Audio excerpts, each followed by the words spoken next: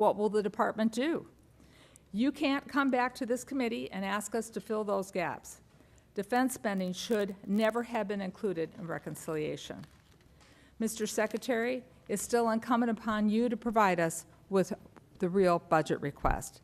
It's the only way to finish a full-year bill that will address DoD's complex issues like delays to the Virginia and Columbia-class submarine programs, the skyrocketing cost of the Sentinel program, ensuring our F-35 fighters are operational, and taking care of the quality of life issues for our service members and their families that they deserve. We also must understand the administration's approach to geopolitical concerns, like Russia's illegal invasion of Ukraine, or plans to address the military capabilities of the People's Republic of China, or adequately support our future military posture in the Arctic as the polar ice cap continues to melt. We don't know the answers because the administration has not submitted a budget. Mr. Secretary, let me close with this. There's no secret that we have some serious disagreements. The President's decision to call the National Guard troops to Los Angeles was premature, and the decision to deploy active duty Marines as well is downright escalatory. Active duty military has absolutely no role in domestic law enforcement, and they are not trained for those missions. I ask you, Mr. Secretary, and I ask the President, follow the law. I was also appalled by your decision to fire Chairman Brown, Admiral Franchetti, and other military leaders who served our nation with distinction. You fired them without giving a single reason why. Many Americans, myself included, have witnessed what is a deliberate effort to silence and diminish the achievements of minorities and women in the military. Their dedication, their heroism, their sacrifice on behalf of our nation deserve recognition, not erasure. As a former history teacher, I know and acknowledge uncomfortable truths about our own history. It is the only way, when we recognize them, that we move forward together. Since World War II, the Department has made great strides in building a military that is more reflective of the population of this nation. That should be celebrated. It should not be reversed. That's how we build a more perfect union. We build it together. But, Mr. Secretary, today I have a job to do. We must provide the resources necessary to make sure our men and women in uniform can accomplish their missions and come home safely. And on that, Mr. Secretary, I'm sure you and I both agree. To do that, we need a budget from you as soon as possible, a complete budget. I look forward to your testimony. Mr. Chairman, I thank you for the courtesy, and I yield back. Thank you. And before we hear from witness, I'd like to recognize the distinguished chairman of the full committee, my good friend, Chairman Tom Cole, for any statement. Thank you very much, Chairman Calvert, Ranking Member McCollum, and always good to be here with my good friend and negotiating partner, the Ranking Member of the full committee, Ms. DeLaura. Welcome, Secretary Hegseth and General Crane, and we thank you for your service to our great nation.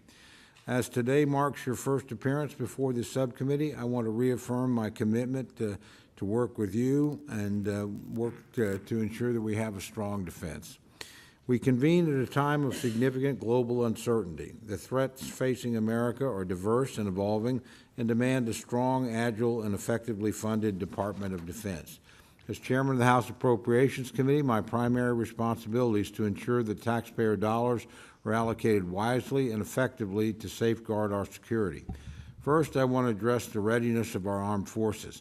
We must ensure that our troops are fully equipped, trained, and prepared to meet any challenge. I'm particularly interested in the current state of our defense industrial base and the steps being taken to address any identified shortfalls in being able to meet production demands.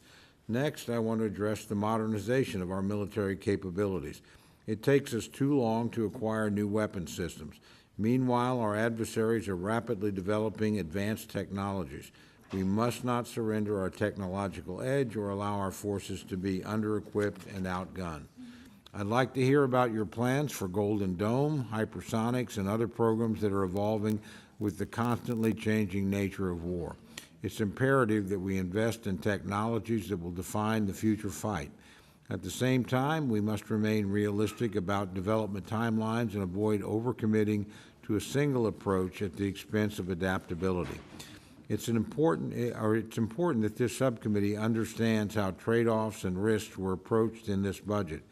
I've been concerned about capability gaps during transitions from one platform to the next. And while space is the next frontier, I'm hearing more and more that space offers an answer to every problem. While I'm optimistic about space-based capabilities, I certainly think platforms like the E7 offer tremendous capabilities until, and frankly beyond, when space is fully online. We need diversified capability and support for programs across domains to ensure continued military dominance. I also want to hear more about the Department's efforts to produce a budget that balances maintaining a strong defense posture with exercising fiscal responsibility. I'll be seeking assurances that the Department's maximizing efficiency and eliminating wasteful spending. And Mr. Secretary, I look forward to hearing more about what you've done with the efforts undertaken so far. I must say, I do agree with my friend, Ms. McCollum. We need more information than we've gotten from OMB. That's not your responsibility, but it's critical for us to be able to make the decisions we're going to have to make. And again, I understand all the complexities of being a new administration. Nobody ever meets the timeline when they first come into office. And we've gotten a lot of good information from OMB, but the reality is we frankly need more than we've received so far to make the decisions that we're called upon to make. I want to emphasize the importance of congressional oversight, and again, I'm committed to working with the Department of Defense to ensure that our national security objectives are met. However, we also have a duty to hold it accountable for its spending and performance. And I think I can speak for almost everyone in this room. No one liked the way the fiscal year 2025 process ended. Again, that's not your fault, that's our fault. And there's plenty of blame to go around, but it's certainly an experience I don't want to repeat. I don't want you or your colleagues at the Department of Defense to have to operate under a CR again for the coming year. I know the difficulties that places on you. Every member of this committee knows that. You've got my commitment. We're going to work hard to avoid that this year. But again, we need some help from all concerned in the process to achieve that goal. And almost no one, again, as I said, liked the way the process ended, but we owe it to the men and women in uniform to get this right. It'll require collaboration with the department to inform and produce a product that will meet that goal. I look forward to being your partner in that effort. And again, I want to thank you for being here today. And again, I want to thank you for your extraordinary service to this country before you assumed this position. I think that's one of the reasons why we've done as well recruiting, is people that are thinking about putting on the uniform of the United States have confidence in you because you've made that decision and you served this country with distinction before you ever came on this post. And leading by example is an important thing, and I want to thank you for the example you set for men and women that wear the uniform of the United States. With that, again, welcome in your first appearance, and we look forward to hearing your testimony. I yield back, Mr. Chairman. Thank you, Mr. Chairman. I'd like to now turn to the ranking member of the full committee, Ms. DeLauro, for any opening comments. Thank you so much, Chairman Calvert and Ranking Member McCollum, and always to, again, my dear friend, the chairman of the committee. We've worked together for many years in producing, I believe, bipartisan appropriations bills, and it's our attempt to be able to do that this go-round as well. Thank you for holding this oversight hearing on President Trump's Department of Defense. To our witnesses, Secretary Hegseth, Chairman Kane, Ms. McDonnell, welcome to the House of Representatives, and thank you for appearing before us today. Defense is the largest portion of our discretionary budget, yet you have still not sent this committee a complete budget request. We are in mid-June, Mr. Secretary. We are marking up a defense funding bill in a few hours, and yet we have no idea what your department actually needs. We have no details as to how you want to implement your plans. We should be discussing how you plan to get our submarine programs in order, how the Black Hawk platform will be utilized into the future, and how you plan to improve our service members and their families' quality of life. It is unacceptable for us to move forward with a defense funding bill without this information, and it is regrettable that the administration has put us in this position. If we cannot complete this process on time, we risk yet another continuing resolution, which is wasteful, inefficient, and detrimental to our military readiness. Already, your methods for funding our nation's defense programs are as unwise as they are unprecedented. You backed the first full-year continuing resolution for the Department of Defense. Particularly, defense has always been opposed to moving in that direction because of the uncertainty that a continuing resolution portends for defense and for the defense industry. Now you are relying on a risky and a partisan budget reconciliation process instead of regular appropriations to fund vital programs. The appropriations process is wherein lies the power of the purse, according to the U.S. Constitution. However, this is still an essential opportunity for oversight, and the Department of Defense under your leadership is in desperate need of it. Your tenure as Secretary has been marked by endless chaos.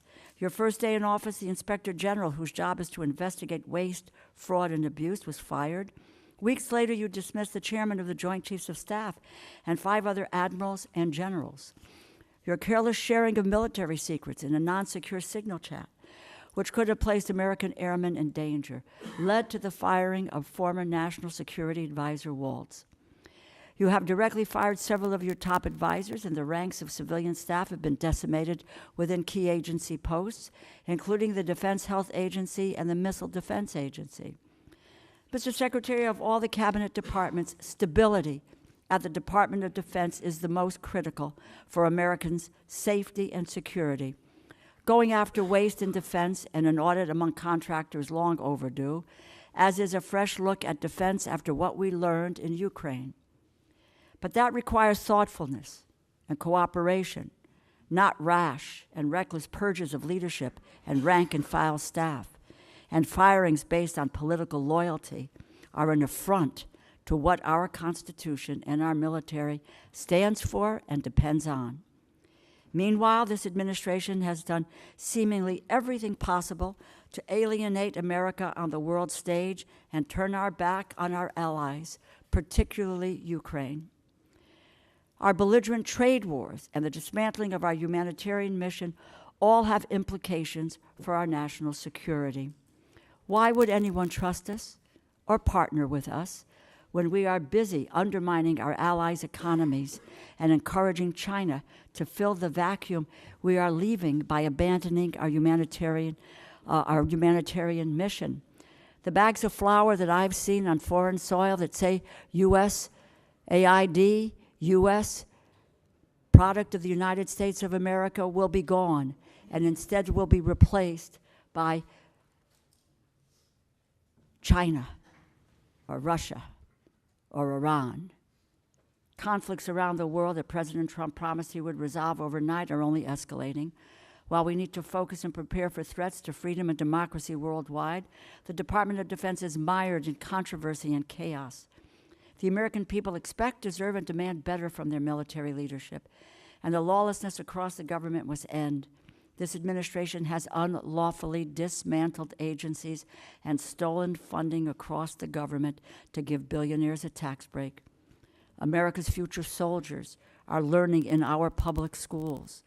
Our future sailors might rely on Medicaid to see a doctor. Our future airmen and women might only have a meal to eat because of SNAP or food stamps, or they may live in subsidized housing. If tomorrow's service members are worried today about having their most basic needs met, then they are being held back from their fullest potential, and that weakens our national security. National security is not just machines and munitions. It requires a whole-of-government approach, which is why this administration must provide us an acceptable and complete budget as soon as possible so we can conduct proper oversight, and why this administration must cease the lawless stealing of appropriated funds. I thank the chair and ranking member, and I look forward to your testimony. I yield back. Thank the gentlelady. We'll now begin with witness testimony. Gentlemen, without objection, your full written testimony will be placed in the record. Secretary Hegseth, we can start with you for your summary of your remarks. Secretary, you recognize. Well, Chairman Calvert, Ranking Member McCollum, distinguished members of the committee, thank you for the opportunity to testify in support of President Trump's proposed fiscal year 2026 budget for the Department of Defense. I'm honored to testify today alongside General Dan Kane, Chairman of the Joint Chiefs of Staff, and Bryn McDonald, who is performing the duties of DoD's Comptroller and Chief Financial Officer. I'm also proud to represent and serve our warriors and their families. Today, as they do every day, they are keeping America safe. They're defending the homeland, they're standing up and deterring communist China, and we're working hand in glove with allies and partners to achieve peace through strength. I'd actually like to start by thanking this committee and Congress for your bipartisan leadership to give our troops a big pay raise in 2025. This included an additional 10.5% raise for our junior enlisted service members, E1 to E4. Thank you also for supporting other initiatives that will improve quality of life for our warriors and their families. With a focus on our troops and their loved ones, I've directed additional actions that will further improve their quality of life. These include making historic investments in improving the living conditions in barracks and base housing, reforming the PCS process to reduce the cost and stress of moving, and improving the quality of care provided by the defense healthcare system. Now, the best part of my job is meeting and interacting with troops and their families. I hear their concerns. I know how it feels to face those challenges. I've been there recently. Each of these initiatives responds to feedback that I've received from the force, and I'll keep listening and looking for ways to improve their quality of life. Under President Trump's leadership, this budget puts America first and gives our warriors what they need. The $961.6 billion budget request, over $1 trillion for national security, will end 4 years of chronic underinvestment in our military. In the last 4 months, we've moved quickly to reverse course after 4 years of weakness and mismanagement. We've found nearly $30 billion in savings across the department, and we have reinvested those savings. We've killed wasteful programs, targeted bureaucratic excess, and redirected funding from Biden-era priorities to President Trump's priorities.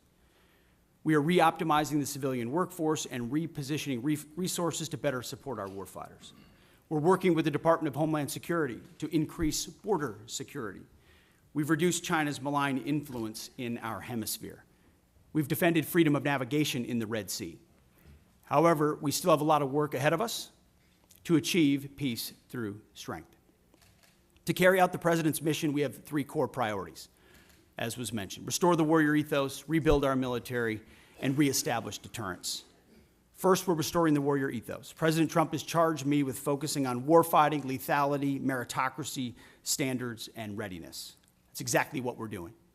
We're focused on what's important: warfighting and warriors. We're sweeping away distractions and bloated bureaucracy. We've set standards that are high, equal, and unwavering. DEI is dead. We replaced it with a colorblind, gender-neutral, merit-based approach. Our force is responding positively, incredibly, to these changes.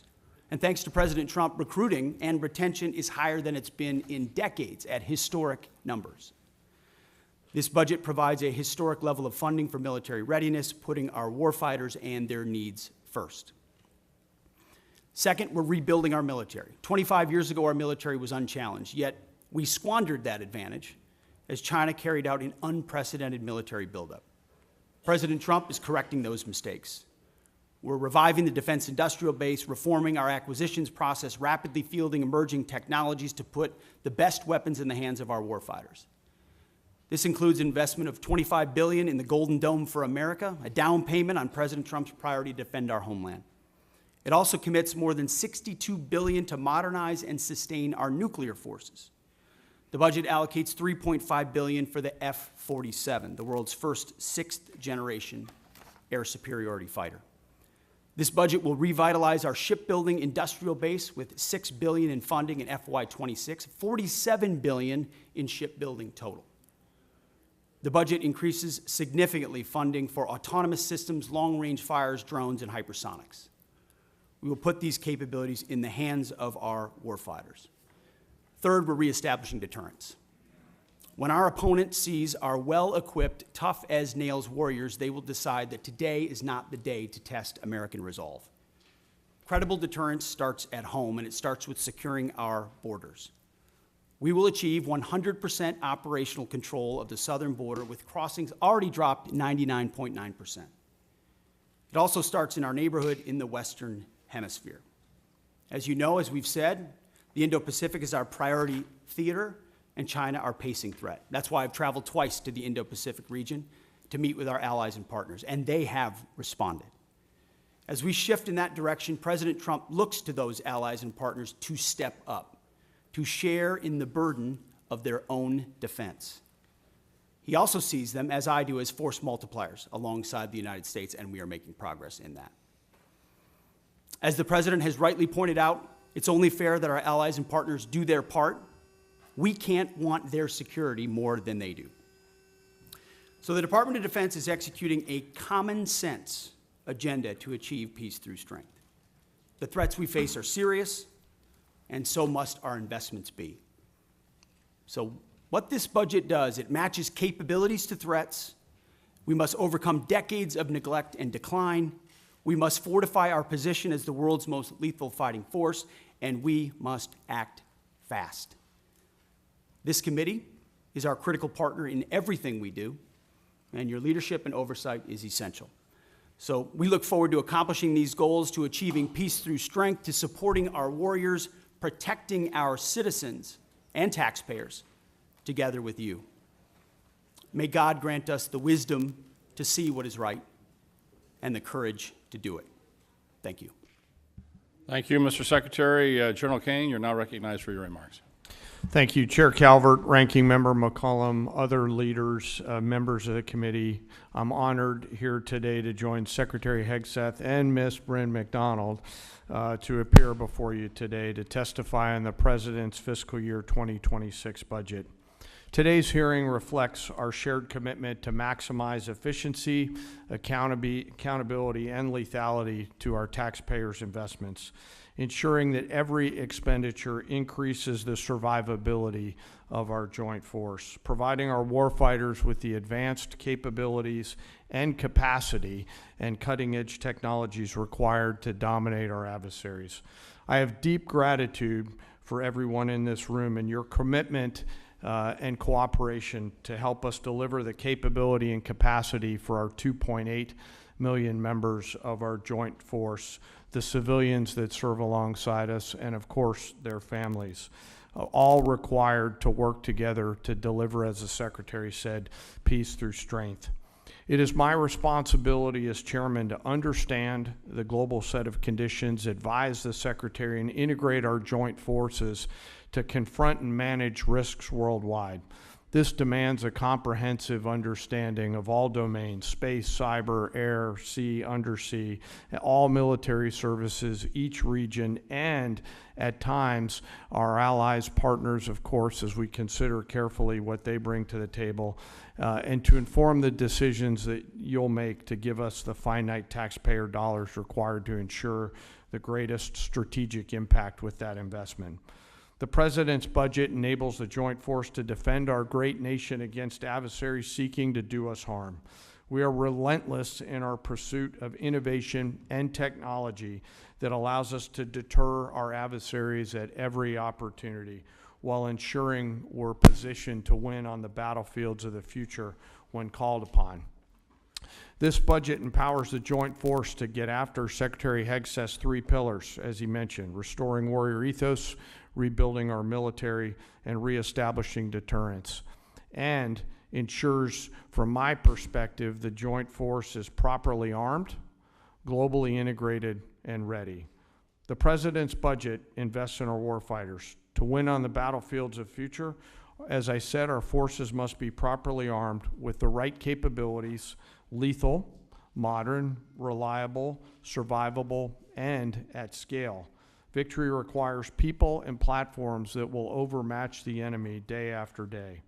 systems that will be required to operate under the harshest of conditions, and technologies that will give our warfighters the decisive edge that they deserve.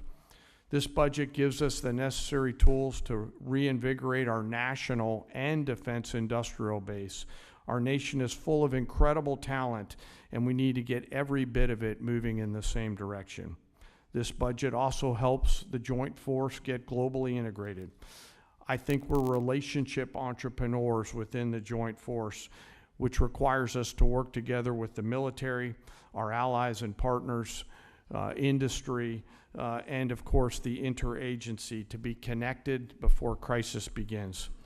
Finally, the President's budget reflects our mandate to stay ready, always on the account, anticipating the next fight, not fighting the last fight, and delivering for our force and their families. Our force and our families are the last and most important part of this budget. This budget makes meaningful investments in our service members and their families, improving quality of life, housing, medical care, and the moving process. Along with our most precious asset, our people must be properly armed, integrated, and ready. I also want to highlight the service member over my right shoulder quickly, the senior enlisted advisor to the chairman who will retire after 37 years, Sergeant Major Troy Black. He didn't know I was going to say this today. So in conclusion, it's an honor every day to serve alongside some of the most extraordinary warriors, civilian teammates, and families that our nation has ever known. I assure this committee that the Joint Force remains committed and capable and ready to defend our nation. With your continued support and prudent investment, we'll maintain that competitive edge at scale. I want to also remember today our deployed and their families who are out there on the front edge of our nation, making sure that we're safe here in this committee room today. And I would be remiss, as I always try to remember our fallen and their families who've made the ultimate sacrifice.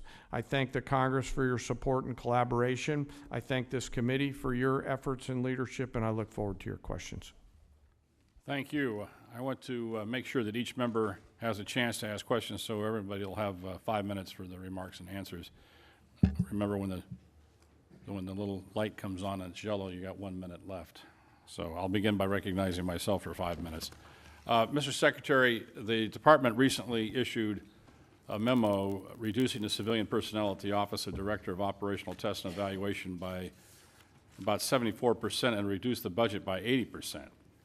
Now, everyone on this subcommittee can attest that I've been beating the drum for reductions in DoD personnel, civilian personnel, since I became a member of the committee, and that's a long time.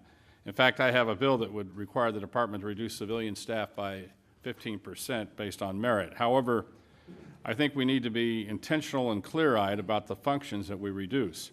As you know, DOT&E was established by Congress in '83 to centralize and strengthen operational testing, ensure that weapon systems are rigorously evaluated for combat effectiveness, suitability, and to address deficiencies in oversight and standardization within the Department of Defense. And there's a lot of examples of DTO&E catching flaws that would have catastrophic consequences for our military, including loss of life. One example is the M2, M3 Bradley, which was designed to transport troops, provides fire support. The Army approved a system touting the armor, firepower, and mobility. However, when the independent testing was done, it was found out the aluminum armor was not a good idea and was susceptible to failure. And early versions caught fire and burned. And so obviously we made changes and rectified that, and the Bradley's been a valuable part of our military ever since. But we share the same goals to create a more efficient, leaner DoD, but with things like Golden Dome coming along, we want to make sure that the technologies we pick are going to work and that we fund them accordingly. So I understand the reduction is seeking to remove duplicative functions. We're not interested in delays, and I know that that's really high on your list. However, a layer of independent testing is, I think, important. In light of that, with the reduction, how will you ensure that the military services tasked with testing and evaluating their own programs will not revert to past behavior which showed they would approve systems in order to meet operational needs or budget timelines? So with that, Mr. Secretary, see if we can have an answer to that. Well, Mr. Chairman, I appreciate the question. How we evaluated DOT&E was a reflection of the overall approach we take in the department, which is how efficiently do we operate? Where are the bottlenecks? We talk about the things you talk about every single day. How do we get how do we get systems, platforms, future capabilities in the hands of warfighters as quickly as possible? And so a review led by myself, the Deputy Secretary of Defense, our friends at DOJ who've worked with us have helped us look and identify places where we might find efficiencies. Now, I work, and my hands are directly in the middle of that, to ensure that as we seek those efficiencies and reduce those redundancies, we're not doing so in a way that undermines our capabilities or safety for warfighters in the future. DOT&E, after we got rid of a lot of the really low-hanging fruit of tens of billions of contracts and things that we've reduced, that were duplicative, that were completely wasteful, that were creating PowerPoint presentations that no one was looking at, you start to look at things like DOT&E, testing and evaluation, which in a headline sounds quite significant, and it can be in many ways. But when you ask the services, you ask the joint staff, you talk to the comptroller and CAPE, and you go across the other undersecretaries, there's a universal recognition that DOT&E's mission has bloated and expanded well beyond the scope of what it was supposed to be, and as a result was expanding by months, and sometimes even more than that, the amount of time it was taking for systems to actually make it in the hands of warfighters. So you still have services in other places doing that testing and evaluation. This remains in place at a right size. So we see it as a right sizing of DOT&E. So it still provides that oversight and ensures across the joint force we're recognizing the challenges, but it doesn't add unnecessary time. So we recognize why it was created. We want it to do its job, but not more than its job. And that's what we believe it's doing by reforming it. Well, thank you for that answer. Obviously, as we expect new systems, new technologies to come online quickly, we want to make sure as this committee that we're funding it properly and to make sure that you can handle the volume in which that you're anticipating, especially with a new technology like Golden Dome, which, you know, we still, as the ranking member pointed out, we still haven't seen a clear definition of what it is and what it's a strategic theater system, lower 48, Hawaii, Alaska, the rest of it, and how these layered systems are going to be put out there to defend the country and to make sure that we're not spending a lot of money unnecessarily. So testing and evaluation is going to be an important part of that. With that, I recognize Ms. McCollum.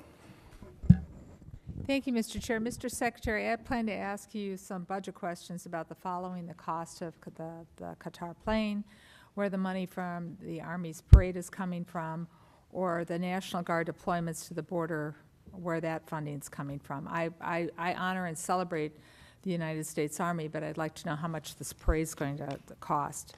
I have sent the department letters on several occasions on this, and I'm still waiting for a response. But then something else happened this weekend, and it needs to be addressed, and that is the President's premature and escalatory decision to deploy not only the National Guard troops to Los Angeles, but active duty Marines as well. Mr. Secretary, we're both from Minnesota. I was in the Twin Cities during the riots that followed the murder of George Floyd. Tens of thousands of protesters took to the streets for days. Governor Walz made the decision to call up the Minnesota National Guard. At no point did we need the citizens of Minnesota request that the Marines be deployed. Our state and local law enforcement, along with our National Guard, who have worked on crowd control, they were more than enough. They were more than capable of handling this situation. History has proven that law enforcement and the National Guard are more than capable of handling situations more volatile than what happened this weekend. We all see the continuous loops on TV, but this looks nothing like the George Floyd protests or the Rodney King riots in Los Angeles in 1992. Mr. Secretary, this is a deeply unfair position to put our Marines in. Their service should be honored. It should not be exploited. The President has issued an executive order and talked about deploying troops across the country. Los Angeles County has 17,000 law enforcement personnel, and the state of California has 24,000 National Guard troops. So that's why the Los Angeles Chief Police to say, and I quote, The possible arrival of federal military forces in Los Angeles is absent a clear coordination, presents a significant logistical operational challenge for those of us who are charged with safeguarding the city, the end of his quote. As I mentioned before, in Minnesota, we train for those things together. So there's no need for the Marines to be deployed. So here are my budget questions, though. What is the current cost for what is taking place in California, and how is it going to affect this budget or the budget we're currently serving under? How much are these deployments going to cost for both the Marines and the National Guard? And what training or duties are not taking place because of these deployments? Where in your limited budget, sir, are you going to find, in the remainder of this fiscal year, are you going to pull the money to cover these deployments? What holes are being created? Well, Congresswoman, thank you for the question. You are right. We are both originally from Minnesota, which is why I recall 2020 quite well, when Governor Walz abandoned a police precinct and allowed it to be burned to the ground, and also allowed 5 days of chaos to occur inside the streets of Minneapolis. The police precinct, ma'am, was abandoned and burned to the ground. And because of that, the National Guard was eventually far too late mobilized. And President Trump recognizes a situation like that, improperly handled by a governor, like it was by Governor Walz, if it gets out of control, is a bad situation for the citizens of any location. So in Los Angeles, we believe that ICE, which is a federal law enforcement agency, has the right to safely conduct operations in any state and any jurisdiction in the country, especially after 21 million illegals have crossed our border under the previous administration. ICE ought to be able to do its job, whether it's Minneapolis or Los Angeles. I have limited time. I asked a budget And they are question. being- Could the Secretary please address the budget? Thank you. You asked about the situation in Los Angeles, and we believe asked about ICE the budget. agents should be I allowed to be asked about the safe in budget, doing sir. their operations, and we have deployed National Guard and the Marines to protect them in the execution of their duties, because we ought to be able to enforce immigration law in this country, unlike what Governor Walz did in 2020. There are 17,000 LAPD, you mentioned that. There would be 18,000 if not for the defund movement that folks like Gavin Newsom and Karen Bass have Chairman, implemented. If The police chief if said Mr. she was Chairman, if overwhelmed, the Secretary's not so we going helped. to ask the budgetary questions, I will yield back my time if the Secretary refuses to answer the budgetary questions I put before him. They're important. What training missions aren't happening? Where are you pulling the money from? And how are you planning this in the moving forward? These are budget questions that affect this committee and the decisions we're going to be making in a couple of hours. If you're not going to answer them, please let the chairman know, and I will take back my time and I will yield it back to the chairman. Mr. Secretary, I want to just let us know what accounts you're pulling the money to fund. Thankfully, unlike the previous administration, we've got a 13% increase in our defense budget, and we will have the capability to cover down on contingencies, Mr. which is Chairman, something the National Guard and the Marine back plan my for. time. So we have the funding to cover down on contingencies, especially ones as important as maintaining law and order in a major American city. As far as training, all of the units on the ground have been fully trained in their capabilities of what they're executing on the ground. Chairman, ask for budgetary. If he needs to get back to the committee with the numbers, I'd appreciate it, both current and present. Happy to Thank submit you. them for the record. Gentlemen will receive an answer to the question for the record. Gentleman from Oklahoma, Mr. Cole. Thank you very much, Mr. Chairman. Mr. Secretary, again, welcome. As I mentioned in my opening comments, I'm very concerned about retiring legacy systems. They need to be retired, no problem there, but doing it too fast and not having replacements coming online. I've got a particular concern where E3s, as my colleagues know, AWACS, there's 31 of them in the fleet, or there were. 15 have been retired since 23. They fly out of Tinker Air Force Base for the most part, which is in my district, hence my parochial, but I think legitimate interest here.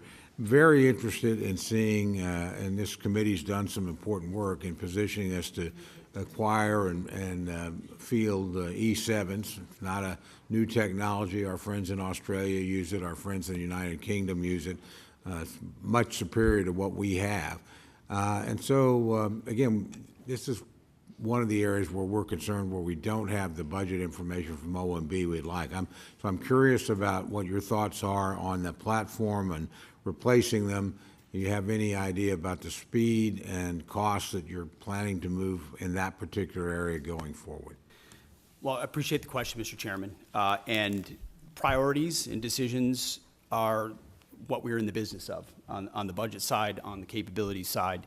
And I think President Trump has charged us with making the big, difficult decisions after a lot of deferred maintenance and deferred decisions to ignore parochial priorities in large part and focus on what the department needs and where it needs it and when it needs it. And that means some tough calls. And there are platforms we've supported as a result, and there's some platforms and systems that we won't support going forward because the services have requested it, or we've identified those are systems and platforms that don't orient toward a future threat. I mean, we've learned a lot from what's happened in Ukraine.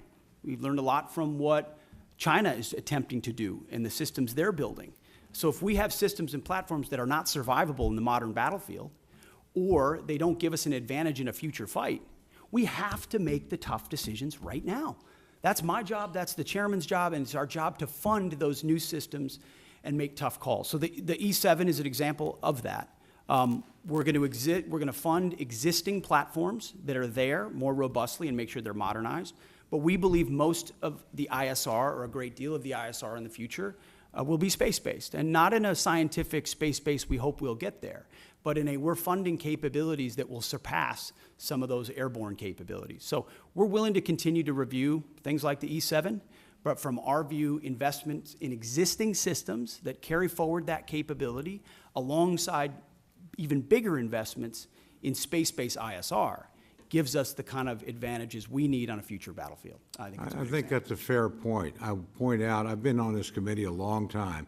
I watched the U.S. Army waste $29 billion on the future combat system because it was going to be so great. And it didn't, and we wasted a ton of money. We got a platform here that works. Space is great. It's unknown. It's undeveloped. And I would just urge you to look at this pretty carefully as you make the decision. We certainly will as a committee. I don't know how much time I've got left because the clock's not running. You're the chairman, so.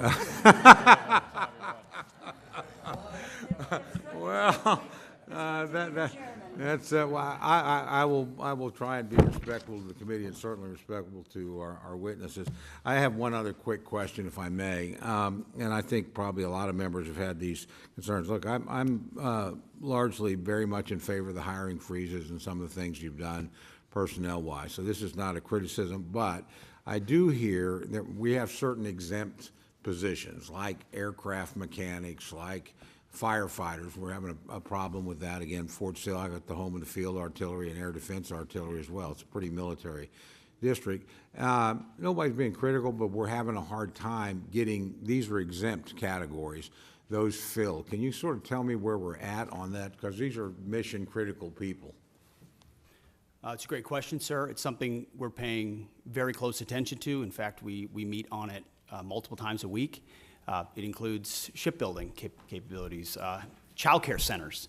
There are a lot of positions that affect our industrial base, our capabilities, or our families that we are working diligently to ensure we're getting those exceptions as quickly as possible, those waivers. But we're also trying to do right by right-sizing the civilian force, which has gotten too bloated too fast and has mostly been right-sized through voluntary separations through DRP.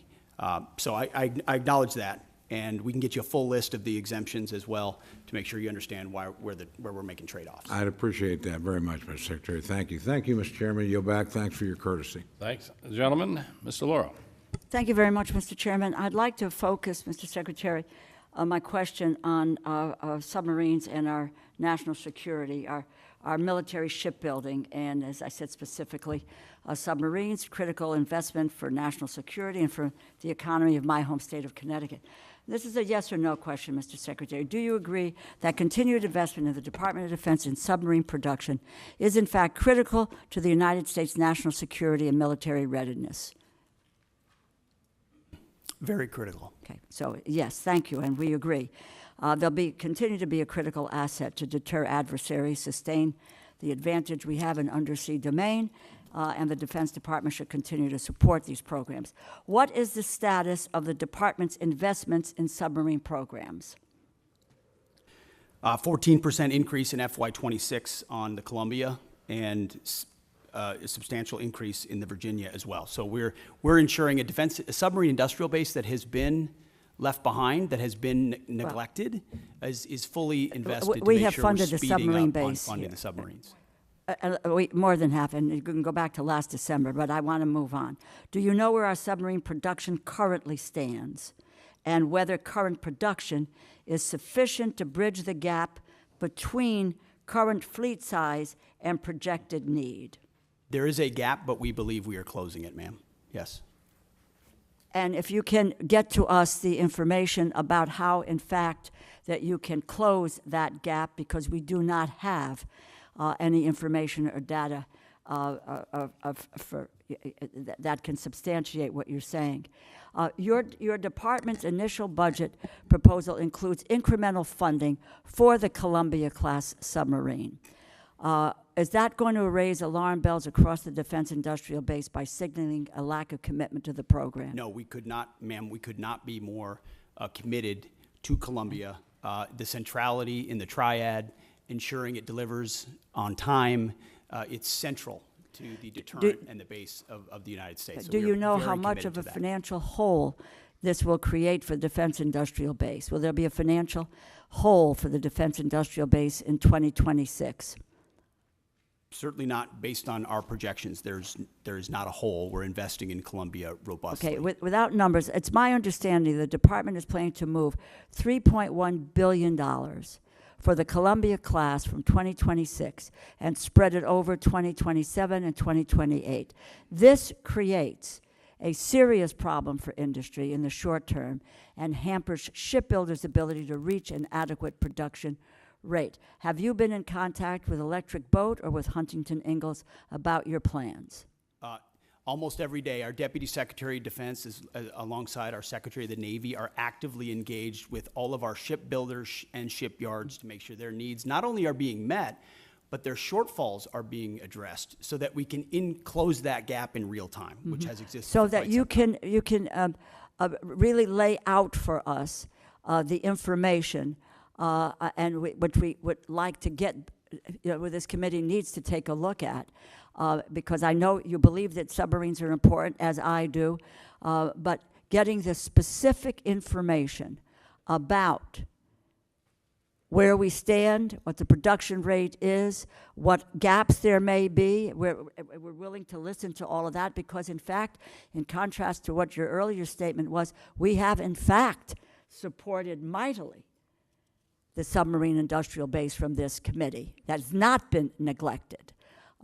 Do you have a plan for making the investments necessary to ramp up submarine production to the necessary elections? I would just tell you, as part of the December continuing resolution, Congress included $5.7 billion for the department to put on contract for 2 additional Block 4 and 1 Block 5 Virginia-class submarines. The Navy advised members that these funds were required to be placed on contract by February of 2025, yet the department did not put funding for the 2 additional Block 4 boats on contract until April 30th. So do we have a plan, do you have a plan for making the necessary investments to ramp up submarine production to the necessary levels? And what is that plan? Ma'am, first of all, I want to thank this committee for the flexibility alongside FY25 and the continued resolution. Well, I would hope you would thank this committee for the funding that flexibility it provided had on the made. submarine We industrial have made a base, and we serious appreciate that. investment. So your first statement is inaccurate. We have focused squarely on submarines, and we now want to know where that is going and what your plan is for the continued advancements to meet production levels and make sure that that is an area that's covered for our national security. Ma'am, I fully acknowledge the investment this committee has made in shipbuilding, and the challenge is our department under the previous administration squandered a lot of that by Please, not I don't. investing I want your plan. I've had difficulties with the prior administration, and I don't mind calling them out. What is your plan for the future? Can we get that in writing and on paper so that we know where you're going? Because we don't have anything today. We have zip, nada, and knowing where you're going. You can talk percentages, you can talk about whatever you want, but unless this committee sees dollars and cents and where you're going and what your plan is, then we may reconsider what you need to do to go forward. Give us the details. Congresswoman, we have the details and we will provide Well, them then for let's you. have them before we, and my hope is that we could get to it before we go to a markup within a few hours here today. I yield back my time, Mr. Chair. Gentlelady yields back her time. The Dean of the House, Chairman Rogers. Thank you, Mr. Chairman. Welcome, gentlemen and lady. Let me ask you about the stunning success of the Ukrainian drones of last week. Are we seeing the ushering in of a new era of warfare? The use of drones from afar. After all, these drones were smuggled into Russia, hidden for a great span of time, and then activated from 2,500 miles away. Are we prepared, both defensively and offensively, Mr. Secretary? I'll answer that and then maybe hand it to the chairman. I would say, sir, it was a daring and very effective operation that we were not aware of in advance and reflects significant advancements in drone warfare, which we are tracking in real time inside Ukraine and taking that feedback to help us better understand how we can better produce more lethal, attritable drones, but also advance our counter-UAS systems so that we're not vulnerable to a threat and an attack like that. The chairman and I got together right after seeing that and saying, what more can we do to ensure we're prepared and our country's defensible against something like that? But I'll hand to the chairman. Mr. Secretary, Congressman, thank you for the question. I think it goes to your more strategic question about is the way and nature that we're fighting our wars changing, sir? The answer is likely yes. Mass numbers of rounds moving back and forth with precision and autonomy are all things that are advancing in the technology trend exponentially.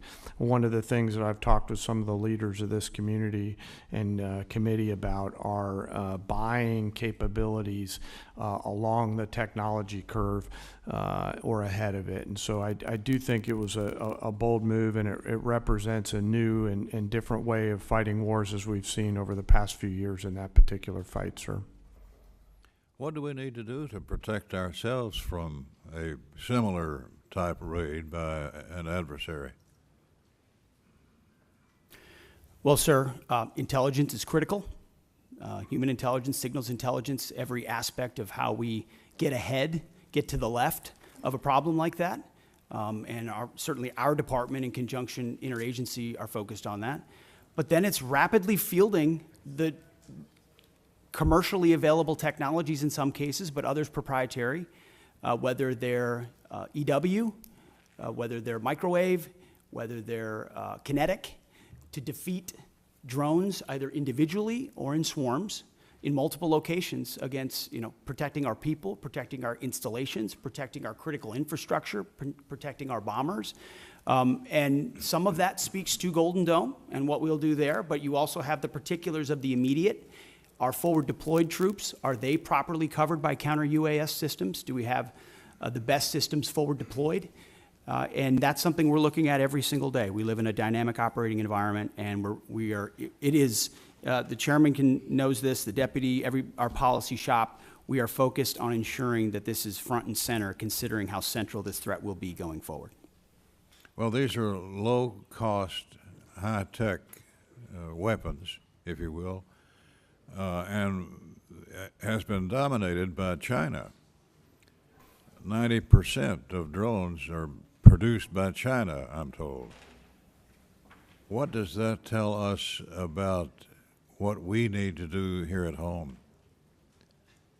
Well, sir, it's not just, first of all, making sure we're less reliant on Chinese technology in any part of the supply chain, which is something we can speak to because that's been an aggressive part of our effort at DoD.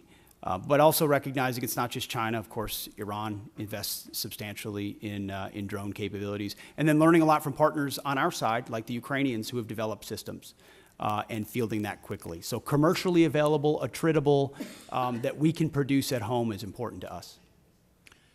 Congratulations to all three of you, and we wish you well. Yield back. Thank you, sir. Thank the gentleman for a question. Real quickly, is it the press stories accurate that 40% of the long-range bombers from Russia were destroyed in that attack? Is that an accurate number? So I'm not exactly sure what the percentage is, but I also know that I may not say that in open session. So I'll take that and get back to you through appropriate channels. Thanks, gentlemen. Ms. Capter. Thank you, Mr. Chairman. We welcome our guests. I come from a family of combat veterans going back a long time. And my comment is the use of certain words and what they imply. When I hear warrior ethos, and I hear it a lot from you, Mr. Secretary, I'm concerned. All the soldiers in our family, all of whom fought and received medals for their combat service, call themselves soldiers. Marines are trained to kill. In terms of domestic policing, our police and our National Guard at the state level, carefully used, but also our state police are used in civil enforcement, and they are good. I don't need any reply. I just am concerned about what those words you often utter actually do in people's minds and change the language we have used since the founding of this republic. So that is a concern of mine. I wanted to go to the General and Chairman, if I could. We've heard a lot this morning about Defense Industrial Base. And this is something I ran for office on a long time ago. We have not made significant progress as a country in this regard. And the places that made things, whether they were machine tools, whether it was composite materials, were left behind. It's one of the reasons for the division in our society. So I am very interested in knowing what specifically and in which accounts, and I hope you can get this back to us within a week and a half, you are going to focus on in order to inject additional resources in the defense industrial base of this country. What will that look like? We are just successful now in helping steel to revive and some of our composite metals. 40 years ago, I wrote a title to the defense bill dealing with strategic metals. Nobody at Department of Defense cared, okay?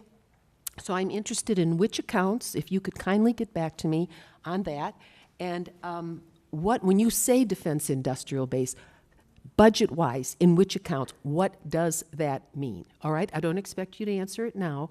Can you tell me when you might get that information back to us? Well, ma'am, you just said a week and a half, so I know the awesome humans behind me are scribbling madly to come back to that. Can I just make a quick comment? You know, I happen to be a lucky guy that served in the private sector for a while, and I ran a machine shop in Texas along with a metal finishing business. So when we talk about defense industrial base, I broaden that out to really the national industrial base. There are certain components that are made in the defense side, but as you articulate, ma'am, many others are made in the small machine shops out around this entire nation. When I talk about mobilizing our nation, I think of that national, not just defense industrial base. What do we have to do to create greater capacity all the way down the chain to include jobs at the local level for those people that build quality parts and deliver on time with shorter lead time and lower cost? And so I have great empathy for what you're talking about, and we'll get back to you just as soon as we can. Yes, and General and Secretary, going back to the drone attack in Ukraine, a country that was invaded by the Russian dictatorship, starting in 2014. They've been at war for a decade, more than a decade. What they've done with drones is astounding. It's going to change warfare. One of my questions is, what are you doing to establish relations with Ukraine and not turn your back on them as an administration and help them win, help liberty win? This has implications way beyond the boundaries of Ukraine. Russia's got 11 time zones. I mean, this is the most important test of liberty for our NATO alliance in my lifetime, and we better help win. And that involves moving forward faster on drone technology. I'm very worried about our air bases where we have secure assets. Mr. Secretary, can we defend them today if they were to have a similar attack? We're certainly very focused on that, ma'am. And we're learning every day from Ukraine. I think we would need to clarify what win means. This president is committed to peace. He's committed to stopping the killing. And he was not in office when it started in 2014. There were no additional incursions in his first term. And then under the previous administration, Vladimir Putin sought to take Ukraine. We're committed. This administration's committed to peace, to stopping the killing, and we think that serves Did you just American leave interests. Ukraine, Mr. Secretary? Did you just leave Ukraine? Young lady's time's expired, but if you can get I did back not leave to Ukraine. us on that. No, that Have would you be great. visited Ukraine? No, ma'am. My first trip No. there, sir, was 1973. Young lady's I yield time back. has expired. Mr. Carter, you're recognized for 5 minutes.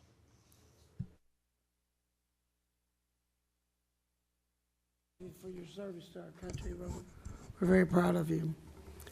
I'm fully supportive of the Army's outgoing modernization efforts and the recent Army Transformation Initiative that combined the Army's Future Command with TRADOC to become the Transformational and Training Command.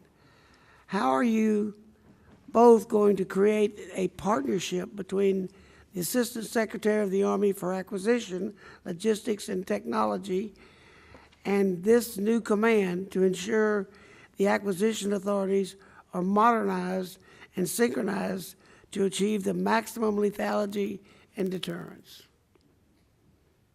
I'll take that. Maybe I'll hand it to you, Mr. Chairman, as well. We are very encouraged and supportive of the Army's transformation initiative. General George has been critical to that, as has the Secretary of the Army, Dan Driscoll. And together, it's been a heck of a partnership and a willingness to get at the core issues facing today's Army and ensuring it is reformed and modernized to meet the threats of the future. One of those aspects is merging those commands. And I can tell you, whether it's the warrior ethos or lethality, that is central to why we make decisions, ensuring that we're not making decisions on behalf of bureaucrats or process, but to ensure we're getting the most lethal aspects of what we do front and forward as quickly as possible. And that involves things like Futures Command and TRADOC. And when you merge those things, you have to make sure you're getting rid of things that are redundant and pushing forward things that matter the most. But I'll defer to the chairman. Well, I've shared that commitment completely, and I share this transformation. What do you see as the fundamental capabilities of this command must develop to ensure that we have the lethality and deterrence necessary to succeed in Indo-PACOM? That's where the Sure. future is. Sir, I'll first echo the Secretary's respect and appreciation for Secretary Driscoll and General George. They are a team, and that's always great to see from a warfighter's perspective when you have such a nested combat pair, if you will, that are driving at the same set of objectives. I think there's clarity, Congressman, in the minds of both the Secretary and the Chief on the need for things like long-range fires in the Pacific. And in order to pay for those, they're making those difficult decisions down the Army Transformation Initiative in order to pay for them. Well, when we started talking about the Futures Command, one of the things that I was hoping we would do is we would not get a project stacked up on somebody's desk and stacked that high, and when he got down to checking on that, oh, that goes to you, and it goes on top of another, on the bottom of another stack that high. And so we get delayed and delayed and delayed and delayed, in certain areas of bureaucracy. I think that is dangerous for our country as we look forward in Indo-PACOM. Yes, And that's sir. why I asked the question. Another issue that's very important, the department has historically relied on outdated production techniques of energetic manufacturing, which may have remained unchanged since the Second World War. How is the department ensuring that investment in next-generation energetics manufacturing, such as AI, machine learning capabilities, and enabling and assurance of quality assurance, robotic-driven load, assembly, and pack, and automated formation processes, a prioritize and transition out research and development that is capable of producing these pathways. In other words, a modern way to load and turn out ammunition in the simplest terms. We're robustly funding things like DIU, like SCO, like the Office of Strategic Capital, to ensure that commercially available options, other companies are able to compete that traditionally are not involved in procurement at the Defense Department, so that the valley of death is eliminated, and you're able to bring in actual competition and dynamic solutions. Otherwise, ammunition's a great example. It's very antiquated in many cases. We're still making rounds the way we made them after World War II. You have to project out what you want to make, send that signal to industry, and then allow innovators to enter that space so they can bring new technology and rapidly field those new technologies. Otherwise, you're stuck doing it the same way you've always done it. Sir, I was going to add something, but I'll hold off if you're going to roll. If you can get a written response to the Yes, sir. gentleman from Texas on that. That's a concern to all of ours, is to modernize our manufacturing capability for we can get back manufacturing to the United States. Well, Mr. Cuellar, you're recognized. Thank you, Mr. Chairman. Mr. Secretary, and all three of you are welcome, and thank you for your service. I represent an area from San Antonio all the way to Laredo, the border. In San Antonio, we got Joint Base San Antonio, the largest joint base in the Department of Defense that contributes over $151 billion to the Texas economy. We support 266 mission partners. San Antonio also has the second largest cyber footprint in the nation, hosting the 16th Air Force cyber. And then, of course, the military facilities that are the best in the country also. Along with that, going down to Laredo, the largest port in the country, 9th largest in the world after 8 Chinese ports. Number 9 in the world is Laredo. And my question, Mr. Secretary, has to do with one of your plans, and ask you to, welcome you to San Antonio, let the San Antonio folks come in. It has to do with Army, U.S. Army North and U.S. Army South. I'm not going to go with their missions or critical mission, but what concerns us in San Antonio, both the Democrats and Republican members of Congress and senators, we're concerned that, in setting up a Western Hemisphere command, which I think it's a good idea, that you move it away from a place like San Antonio, where, we have the infrastructure, the personnel, the community partnerships to work with you on this. And I say this because I think your testimony has about 11,900 troops that are down there working with the Homeland, which I support. And keeping in mind what's happening with the cartels in Mexico and other places, I would ask you to, when you look at this Western Hemisphere Command, that you don't move it 1,500 miles away from the border, especially in a place like San Antonio. I think we got a few Texans here that can talk about the rest of the state of Texas, and some wannabe Texans also that can talk about what the facilities we have. But I would ask you to, as you consider this, to keep the command, Western Hemisphere Command in San Antonio. Well, sir, count me amongst some of the wannabe Texans. Tennessee's close enough. Hey, we got no state income tax. Keep that. It's true.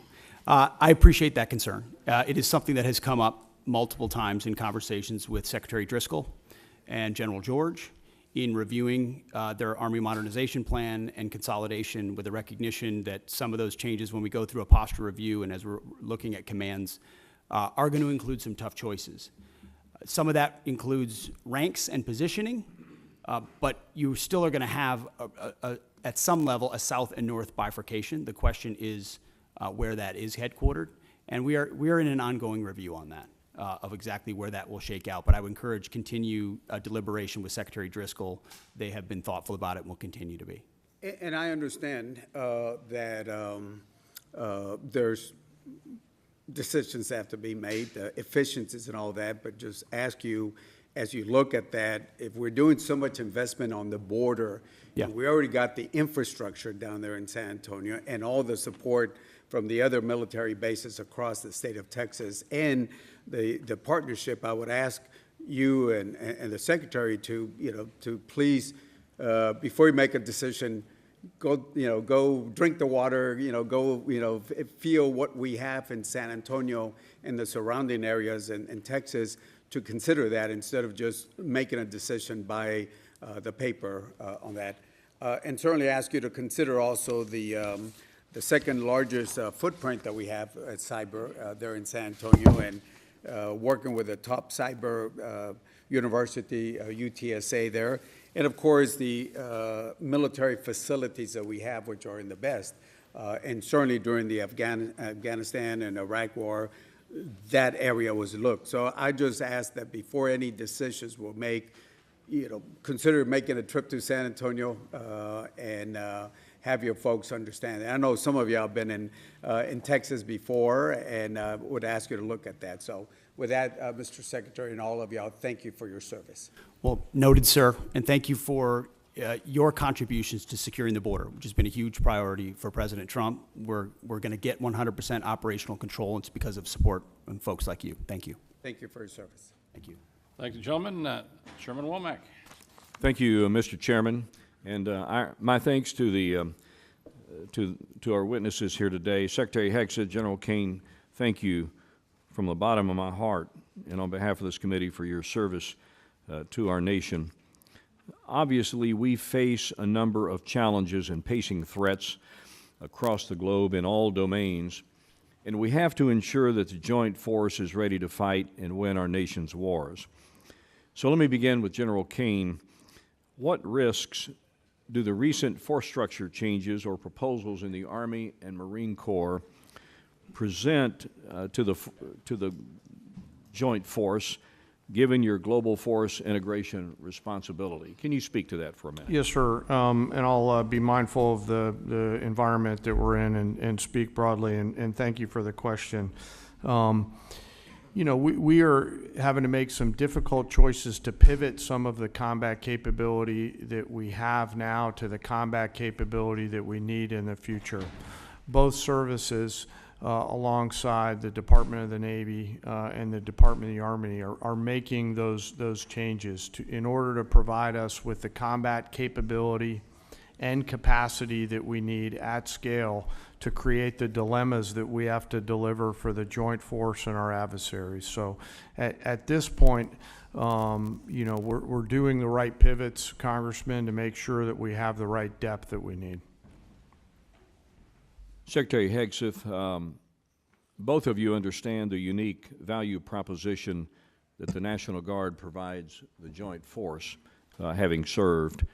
And gosh, for a long time, it was just me and Hal Rogers up here as the Guard guys. So it's good to have some company. As we're looking to be efficient with federal dollars, I always kind of believe that the Guard and the reserve component structure in general brought what I called value to the force. That I realize it's probably not at the same level of proficiency that the active duty counterparts might have, but they bring value to the force. And when we need to surge responsibly and quickly, then the Guard and Reserve are certainly at the ready to do that. My question is pretty simple. Can you both commit to ensuring that the National Guard component is resourced and equipped properly to meet not only today's operational demands, but those in the future. And I ask this question, having had experience back in the day when the National Guard was more or less a reserve force, and it was only after 9/11 that we began to use the National Guard in a truly operational form. And I thought it did a lot of great things for the Guard. I thought it brought value to the force, and I worry sometimes that we may, pivot back to the time when the National Guard is relegated to more of a reserve structure rather than able to surge with our forces in a moment's need and be able to deliver combat capability and combat service support capability when needed. Can you speak to that, Secretary? Sir, I think it's an excellent point. It does, the National Guard and Reserves bring great value, not to mention the civilian skills, the additive civilian skills that they bring. Completely recognize the shift that happened after 9/11. I was a part of that, as were many people in the Guard of our generation. I think we're entering an even another phase, especially under President Trump with his focus on the homeland, where the National Guard and Reserves become a critical component of how we secure that homeland and apply those civilian sets across the spectrum. So when you're looking at, say, the Army, for example, what we need in the active Army vis-a-vis the National Guard will not be a reflection of what we need or don't need. It will be a right sizing of where that particular application would be best used. And the National Guard is a huge component of how we see the future, sir. General Kane. Sir,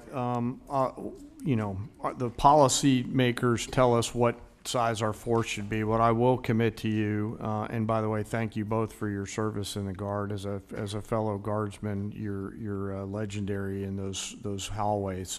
What I will commit to you is that I'll make sure that the voice of the Guard is heard at the policy level, pursuant to my job as a chairman. I yield, Mr. Chairman. I thank the gentleman. Mr. Case. Thank you, Chair. Mr. Secretary, at the Shangri-La Dialogue in your speech of May 31st, you stated, and I quote, "Here in the Indo-Pacific, our futures are bound together. The prosperity and security of the Indo-Pacific are linked to those of your people." You went on to talk about the benefits from the, quote, "peace and stability that comes with a lasting and strong American presence here in the Indo-Pacific," end quote. Do you believe that the only way to achieve our contributions to peace and security and stability in the Indo-Pacific is through military strength alone? Sir, certainly not through military strength alone, although military strength is the business that we're in. So we're building partnerships across mill to mill, whether it's the Philippines, Japan, Australia, more actively than any other part of the world, because the application of American strength is not America alone. It's by, with, and through partners who share mutual objectives. And so we are very invested in military-to-military relationships. So you, as the Secretary of Defense, believe that we need to take a broader approach in the projection of national power, national influence than simply our military. Is that correct? Well, sir, that's not my job. My job is the military application. So yes, others will determine the broader spectrum of that, but it's always useful to have other applications of power as well. But how others actually do that does impact your job in running our military, right? I mean, your military operations, your military presence, your mill-to-mill relationships that I agree are important, are all going to be impacted by our non-military projection of power, influence, and assistance throughout the Indo-Pacific. Is that correct? I would just say that from my 2 recent visits to that region, meeting with many of those ministers of defense multiple times, their focus is what capabilities can we share together, interoperability and capabilities that establish deterrence, because the most important message America can still send, and they can still send, is hard power capabilities. What can we project? Where can we project it? As the chairman said, what dilemmas can we create? That's the business that we're in. And so we work with those partners that share common goals. And our militaries are working better together than they ever have. And I think that helps support security. On the military side. That's obviously directly your job. But I'm asking you to think and comment more broadly on our big picture approach to the world. This administration, for example, has proposed to reduce the State Department by $8.3 billion, the Economic Support Fund, the Development Assistance and Democracy Fund, and the Assistance for Eurasia. This administration has illegally sought to destroy the U.S. Agency for International Development and in its budget request reduce it significantly down to close to zero. This administration has proposed to reduce the international narcotics control and law enforcement effort by $1.2 billion. This administration has proposed to eliminate the Millennium Challenge Corporation, or not eliminate it, but reduce it by $1 billion, a significant reduction.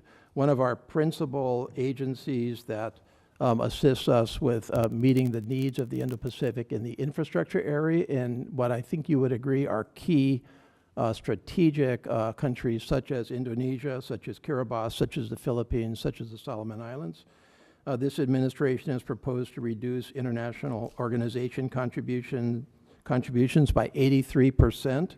This administration is not following through on commitments that we made to the freely associated states, all of which are strategically critical to this country, to expand veteran services in those three countries, Palau, the Federated States of Micronesia, and the Marshall Islands. This administration appears to be slow walking the resurgence and expansion of the Peace Corps throughout the Indo-Pacific.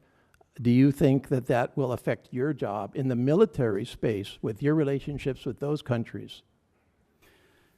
No, sir. I would add to that list the elimination of most USAID programs, which I don't hear anything about because a lot of them were wasteful and duplicitous, and I'm glad we got rid of them. Well, I've had those and conversations as far as with those you mentioned countries. international organizations, the 83% reduction. Again, I hear nothing about that because Have most you of those talked to those international countries? organizations are not serving U.S. interests, Mr. and so we shouldn't Secretary, be have funding you them talked to if they're those not countries serving about U.S. the interests. impact? So I don't hear from our allies problems about that. Well, I because don't think you're talking to the those right were not people. part of their calculus Yeah, of American if you power. talk to any one of those countries, they'll tell you that they're deeply concerned with the reduction of non-defense dollars, and it will, in fact, influence our presence and our contribution to your stated goal of peace and stability and I think they security respect in that the we're Indo-Pacific. reducing waste on programs that aren't actually affecting Gentleman, change time on the has ground. expired. Mr. Diaz-Ballard. Thank you, and to three of you, thank you. Thanks for being here, and thanks for your service. Mr. Secretary, I have two questions. First one is, and you mentioned recruitment at the beginning. During the last 4 years, we got used to just hearing how the recruitment was not doing well, and it was just the new reality. And then all of a sudden, that reality has changed. If you can comment on why that reality is, I think a lot of us know, but if you could talk to us a little bit about this new reality, which you don't hear much about in the press, about how that has changed dramatically. Question number one. Question number two is, a number of years ago, Southcom was moved from Panama to South Florida. There's a lot of reasons for that move. It was to get it because it was in close proximity with others like Giada South, Special Operations Command South and Homestead, Joint Task Force Guantanamo, the Joint Task Force Bravo in Honduras, the U.S. Coast Guard 7th District, which is the busiest district in the entire country, but also because in South Florida you have this multicultural, multilingual community, and as you know, Southcom deals with multiple countries, 40 different languages. And so it was not just a cost savings potentially, but it was also made a lot of sense. I believe that continues to be the case. Nothing has changed. If anything, what's changed is that the Western Hemisphere has gotten a lot more dangerous. And obviously we have Iranian influence, Russian influence, Chinese influence. I'm very grateful, Mr. Secretary, and I don't know how much you had to do with that, of the President's change in attitude on no longer appeasing enemies of the United States in the Southern Hemisphere, whether it's Venezuela or Cuba. But again, there goes the importance of having Southcom where it is. And I just would like your thoughts, if you've had an opportunity to look at that, because it was moved from Panama. It just wasn't in South Florida for the heck of it. It was a decision made. It was the right decision. It's proven to be the right decision. So 2 questions. If you can answer them, I'd love to hear it. Well, sir, thank you for the question about recruiting. What changed is a commander-in-chief that America's young people believe in. President Trump was elected in November, inaugurated in January, and at first I called it the Trump bump. But then it became clear that's not enough This is a tsunami of support amongst young Americans who want to serve under a president who they know has their back, who will fund them properly, who will not use them unnecessarily, and will make sure they are part of deterrence for the country with a focus, first and foremost, on the homeland, then deterring strengths and making sure our allies step up and carry more of the burden. So you've got a historic surge in the Army, and Marine Corps, Navy, Air Force, you name it. Americans are responding because the president says a new spirit. And he's right, and you can feel it in the ranks. You go out to formations, you talk to men and women on the border, they believe in what they're doing in securing that southern border. You talk to them across the world, they're enthused about this new administration and its leadership. So it's President Trump, sir. And then as far as Southcom, it is President Trump's focus on our hemisphere has in many ways reinvigorated the mission of Southcom and the recognition of securing American interests, but also pushing back Chinese malign influence. Panama is a great example of that, but across Central and South America. So Southcom is right where it is. We're grateful for the great work that they do. I've had an opportunity to spend a lot of time with them and their commander, and we work by, with, and through a lot of allies. Mr. Secretary, I'm a little confused. Are you telling me that the folks that are now voting with their commitment to the country are not upset that they're not able to use different pronouns? Is that not a priority for the folks that are now signing up for our military? Well, sir, if they wanted to get a woke indoctrination, they could just go to college. Instead, they're joining the military, where we're focused on the basics. We know men are men, women are women, standards will be high, and we're getting rid of the distractions, the ideologies, the politicization that was in our ranks, so that soldiers, men and women, can do their jobs on behalf of the nation.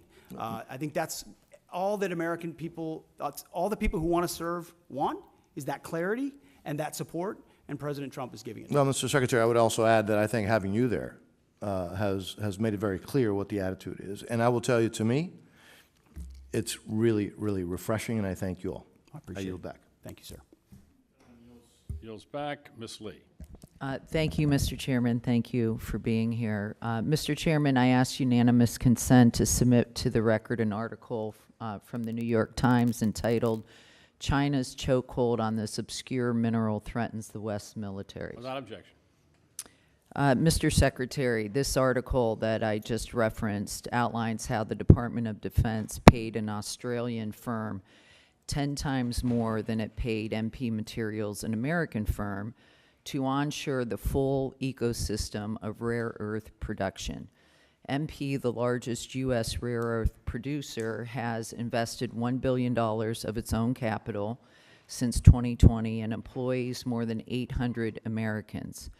Yet it was undercut by an Australian firm that never even broke ground in the U.S. MP Materials is ready to install their samarium processing equipment and help the U.S. combat China's export controls.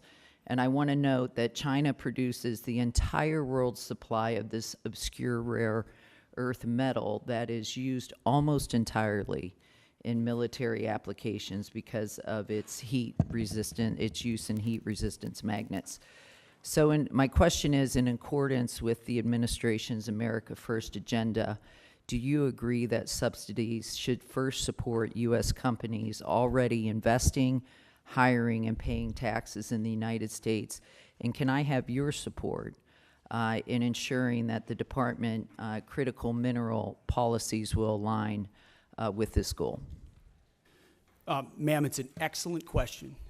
It's something we have been very focused on. In fact, my deputy secretary, it is his number one, is ensuring that sourcing of critical minerals, whether they're heavy or light rare earths, are sourced reliably in America first, and if not, then amongst allies. I won't reveal or talk about more than that in a setting like this, because we have reserves and we have capabilities, but at the same time, we have to aggressively work, and MP Materials, Mountain Pass, is a great example of a place where we can partner with industry. But what does China do? You know this. China undercuts the market intentionally to try to corner the market, and we have to account for that in the way that, in the things that we support.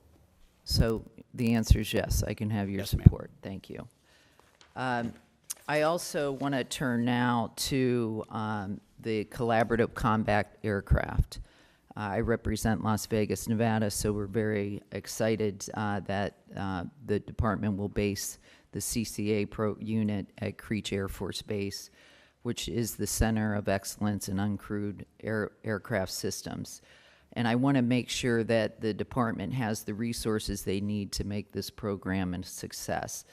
Last year, the Air Force had to shift $383 million to the CCA program, plussing it up by 60%. Can you assure me that your budget request will fully fund the CCA program this year?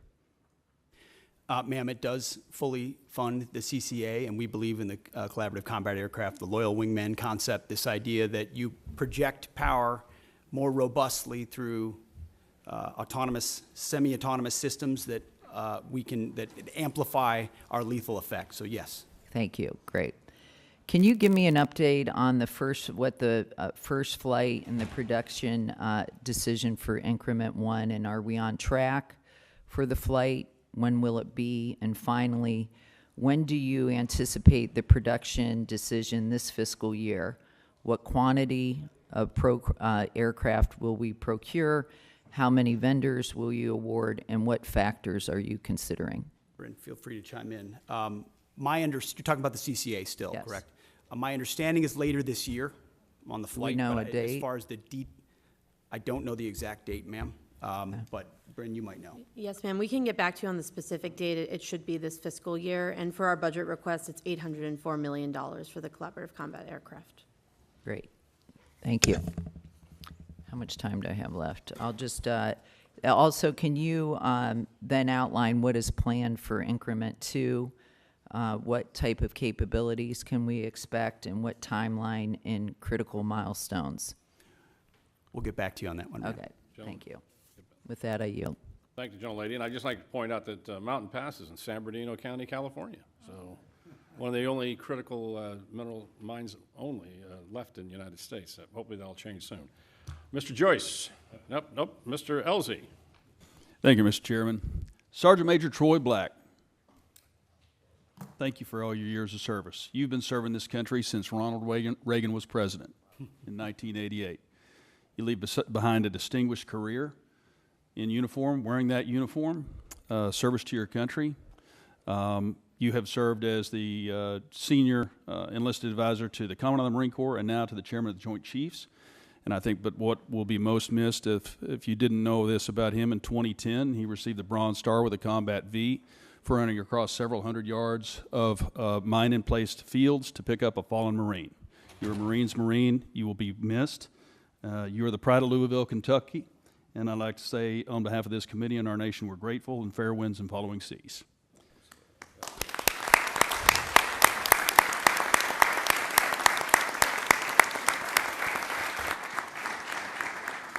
Secretary Hegseth and General Kane and Ms. McDonald, glad you're here. I'm personally grateful for your service to our country and for sharing your valuable time with us today.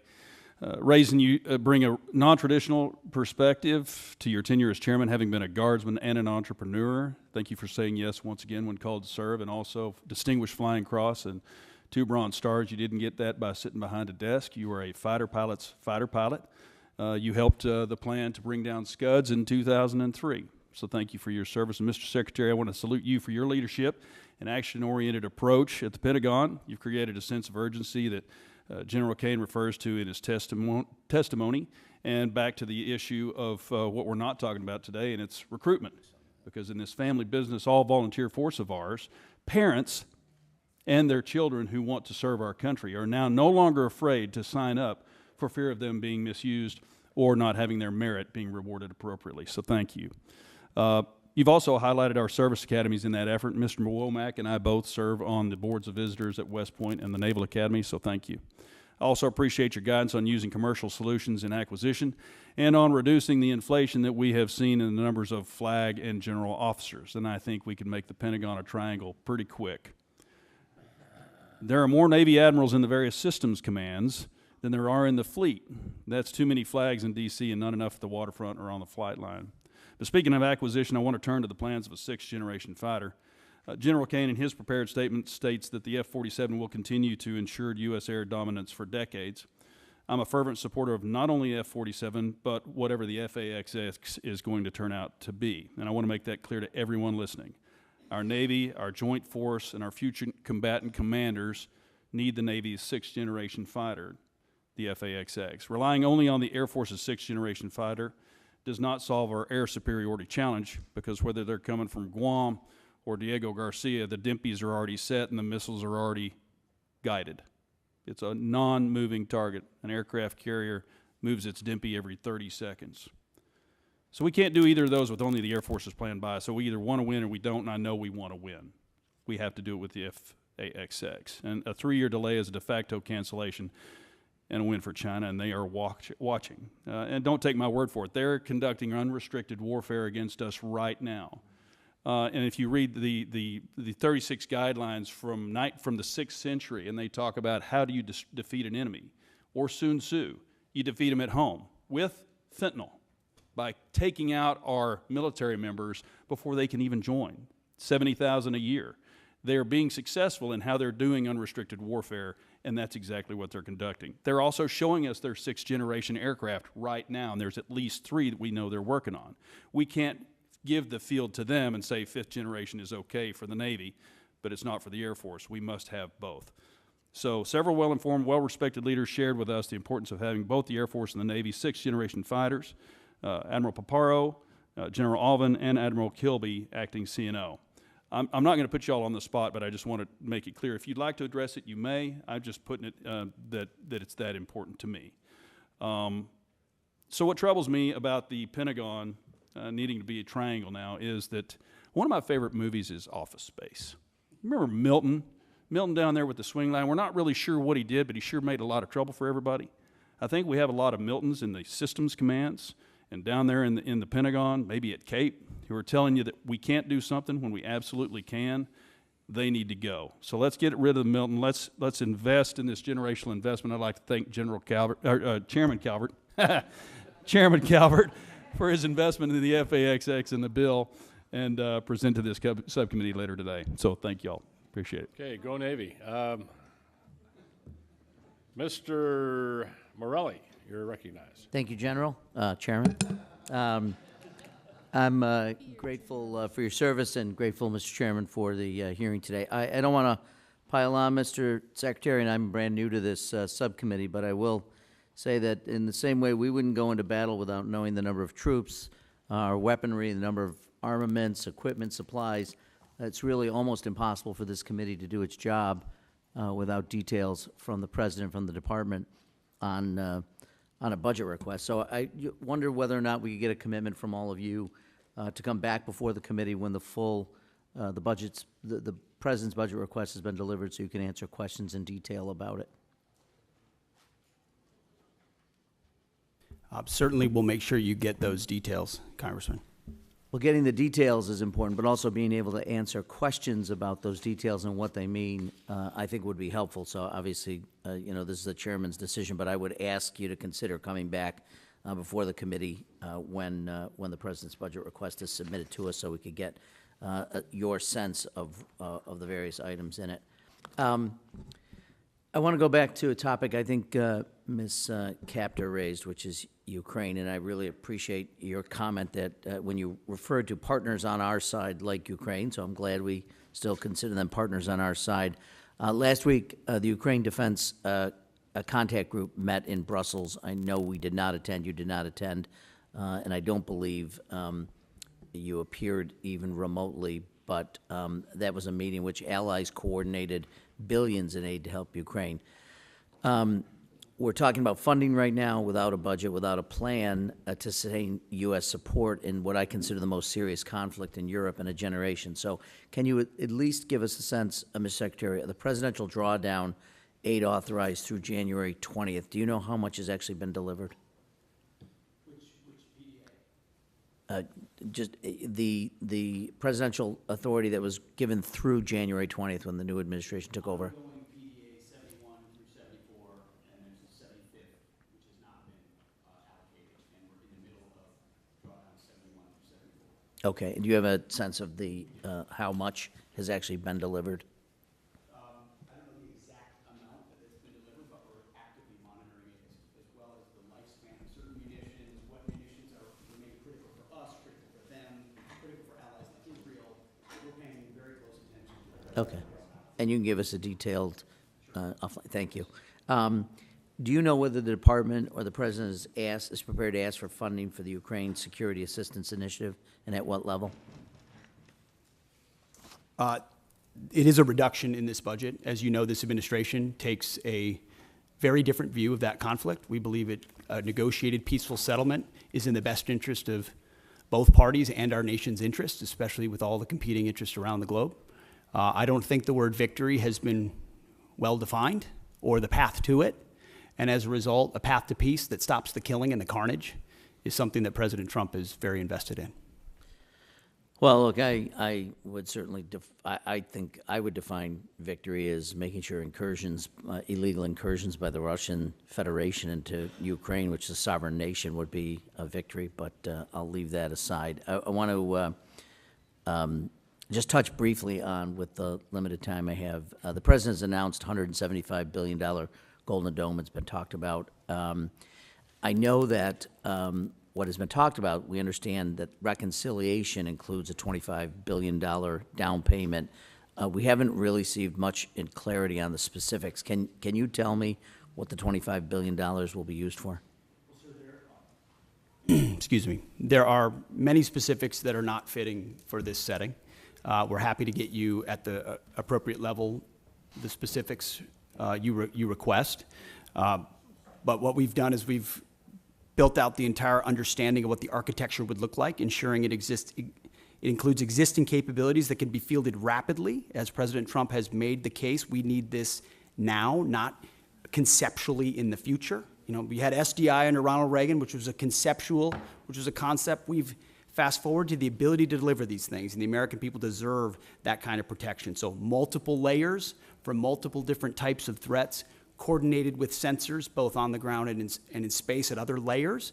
And we've got one of our best Space Force generals fully focused on that project in General Gutlein, who has a background in understanding those types of architectures. So we've pulled the program up to the Office of Secretary of Defense to make sure it's monitored on a monthly, Can you tell us what the even more regular appropriations basis. request will be for Golden Dome in the 26 fiscal year? Well, the gentleman, go ahead, Bren, excuse me, Ms. McDonald, you can get back to us on that and for the record, and we would appreciate that. Mr. Fleischman, you're recognized. Thank you, Mr. Chairman. Want to welcome Secretary Hegseth, General Kane, and Mrs. McDonald. Thank you. This has been an outstanding hearing. Let me just say this. The world is a dangerous place. The nation is a dangerous place. Heartfelt thank you to each and every one of you officers stepping up and for doing an exemplary job. Thank you so much. As most of you know, I represent the 3rd District of Tennessee. That's the Great Oak Ridge Reservation, birthplace of the Manhattan Project. In addition to serving on this prestigious subcommittee, I'm the chairman of the Energy and Water Subcommittee, which has the NNSA. I'm deeply involved in the recapitalization and modernization of our nation's nuclear deterrent. It will come as no surprise I have concerns about both our progress and posture. Our progress is a concern as we are recapitalizing the entire nuclear deterrent all at once. Meanwhile, Russia has recapitalized its triad minus some bombers, and China is rapidly expanding its numbers and fielding a triad. Of course, there's also North Korea and the looming prospect of a nuclear Iran. As we focus more on the Pacific, our post-Cold War posture is a concern due to the lack of in-theater non-strategic nuclear weapons. This creates a deeply worrying capability gap in the most critical theater. I'll ask my questions and ask for your answers then. First, Secretary Hegseth, given this troubling strategic threat picture, what is your outlook on the current pace and scope of nuclear recapitalization? And then, General Kane, what are your ideas to fill this non-strategic nuclear capability gap in the Pacific? Are there any ways Congress can better support the department's efforts to meet these increasingly tight deadlines, and I'll listen to your responses. Thank you. Sir, thank you. First, if I would just take liberty, both the chairman and I have taken up almost all the oxygen from Bryn McDonald here. I would just take issue with the characterization that we have not delivered a budget and we don't have details and we're not delivering on it. She and her team have done a fantastic job of working as rapidly and as detailed as possible to deliver what we feel very confidently is a robust, detailed delivery of the president's agenda for FY26. So, Bryn, thank you for the work that you're doing and all the details and focus on that have come through. And that the nuclear triad is certainly a part of it. NC3, every single aspect of that. Sentinel with the Nunn-McCurdy breach has to, we are taking a very hard look at that while fully funding it. Columbia class, critical. B-21, which for the most part has been a success story, but needs to be continually monitored as any major platform does. And then the SLICM-N as well, investing in that capability, considering the advantages we have on the submarine side. So we are fully funding, in fact, even more so in most cases, that capitalization and modernization, which we have to, considering what our adversaries are up to. Thank you, sir. Sure, I just echo the Secretary's comments about non-strategic nuclear weapons, SLICM and the others. And I think it really, for me, centers around 4 C's that we got to do across the enterprise. Change the culture to get after it faster. That's the first one. We got to create competition across the continuum in the defense and national industrial base. We need to buy better contracts and get greater capacity. So no ads other than that, Congressman. Thank you. So if I may, you all feel reasonably comfortable with the way that we're modernizing our triad? Well, sir, I'm not comfortable with the way the Sentinel upgrade had been happening. Understood. With the recognition that it is behind and can't be. And so we're getting at dynamic ways to address that. Different alternatives. Our Deputy Secretary and his team very focused along with Bryn. What do we fund? Why do we fund it? How do we look at new ways to do it? Because the way we've approached it so far has gotten us nowhere fast. Thank you. By the way, I welcome you all to visit Oak Ridge at any time. Thank you, and I'll yield back. Thank the gentleman. Mr. Aguilar. Thank you, Chairman General Calvert. That's right. Thanks to the witnesses for being here. That's okay, Private. Go ahead. The clock's still moving, Mr. Secretary, I want to express my severe concern with the deployment of the National Guard in Los Angeles without consultation of the state of California. There have been photographs that have shown these troops sleeping on the floor and have not been provided fuel, food, or water by DOD. How long will this deployment last, and why were we unprepared to provide them basic necessities such as food and water? The commanders and troops on the field are very well prepared, sir. They responded incredibly rapidly to a deteriorating situation with equipment and capabilities. We have made sure from the top down, as a Secretary of Defense who's been in a unit holding riot shields outside the White House during the chaos of the summer of 2020, I know what it's like to be immediately deployed into a situation like that. There are moments where you make do as best you can temporarily, but we are ensuring they're housed, fed, water capabilities in real time from my office, because I care that much about the California Guard and the Marines and the men and women who are supporting our ICE agents on the ground. You should check It's with your true office. every day, and that's a disingenuous attack that misrepresents how much we care about our troops and what they're doing to defend ICE agents. I'm not going to take the fact that we don't care about the troops. Nobody cares more about the troops at the top than this Secretary and the Chairman and our How long department. will the deployment last? We stated very publicly that it's 60 days. Because we want to ensure that those rioters, looters, and thugs on the other side assaulting our police officers know that we're not going anywhere. We're here to maintain the peace on behalf of law enforcement officers in Los Angeles, which Gavin Newsom won't do. What is the estimated cost of the deployment for the Guard and the Marines to LA, and where's this funding coming from? Will it be coming from quality of life programs that affect our service members or our families? If you want to wait till I finish. Before I hand it to such as updates, housing and barracks. Before I hand it to Bryn, the insinuation that we're pulling money from housing and barracks in order to fund this is disingenuous and incorrect. I'm just asking. Bryn can give you the numbers, absolutely. So the current estimated cost is $134 million, which is largely just TDY costs, travel, housing, food, et cetera. Where's it coming from?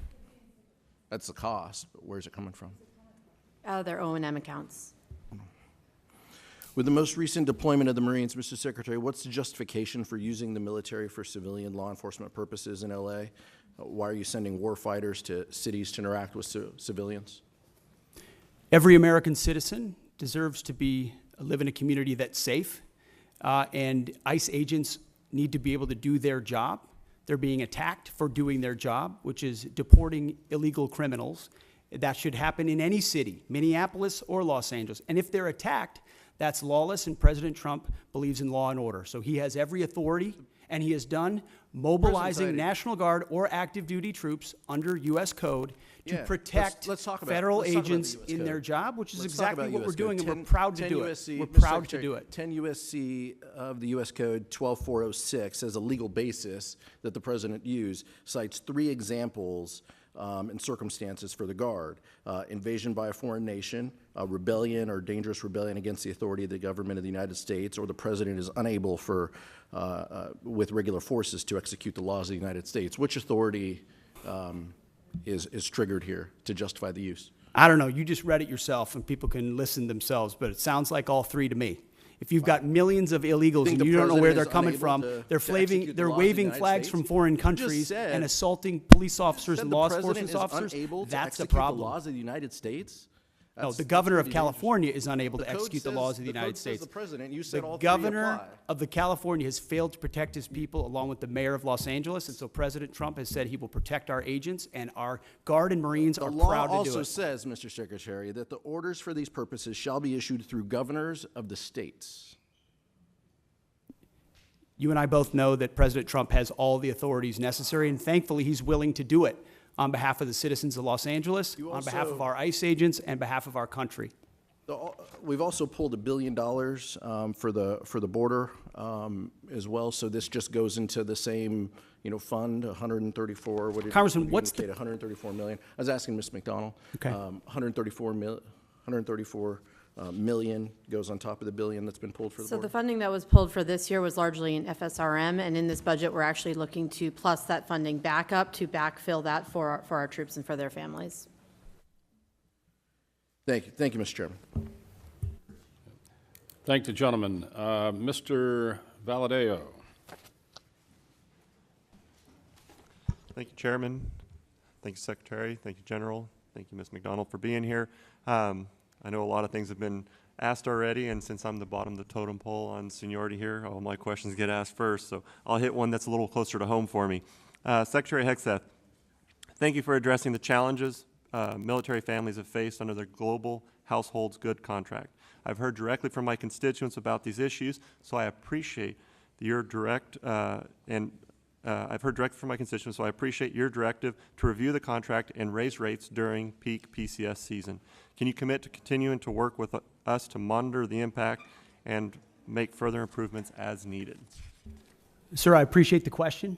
We heard as well the worsening PCS change of station process that military members are facing, that the new attempt to reform it had failed.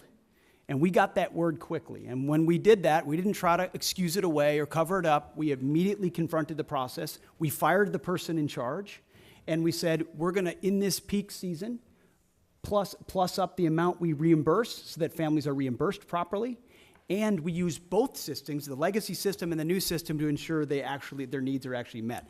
At the end of that process, we will then do a thorough reform of how it actually happens. It hasn't worked for far too long. Everybody knows it.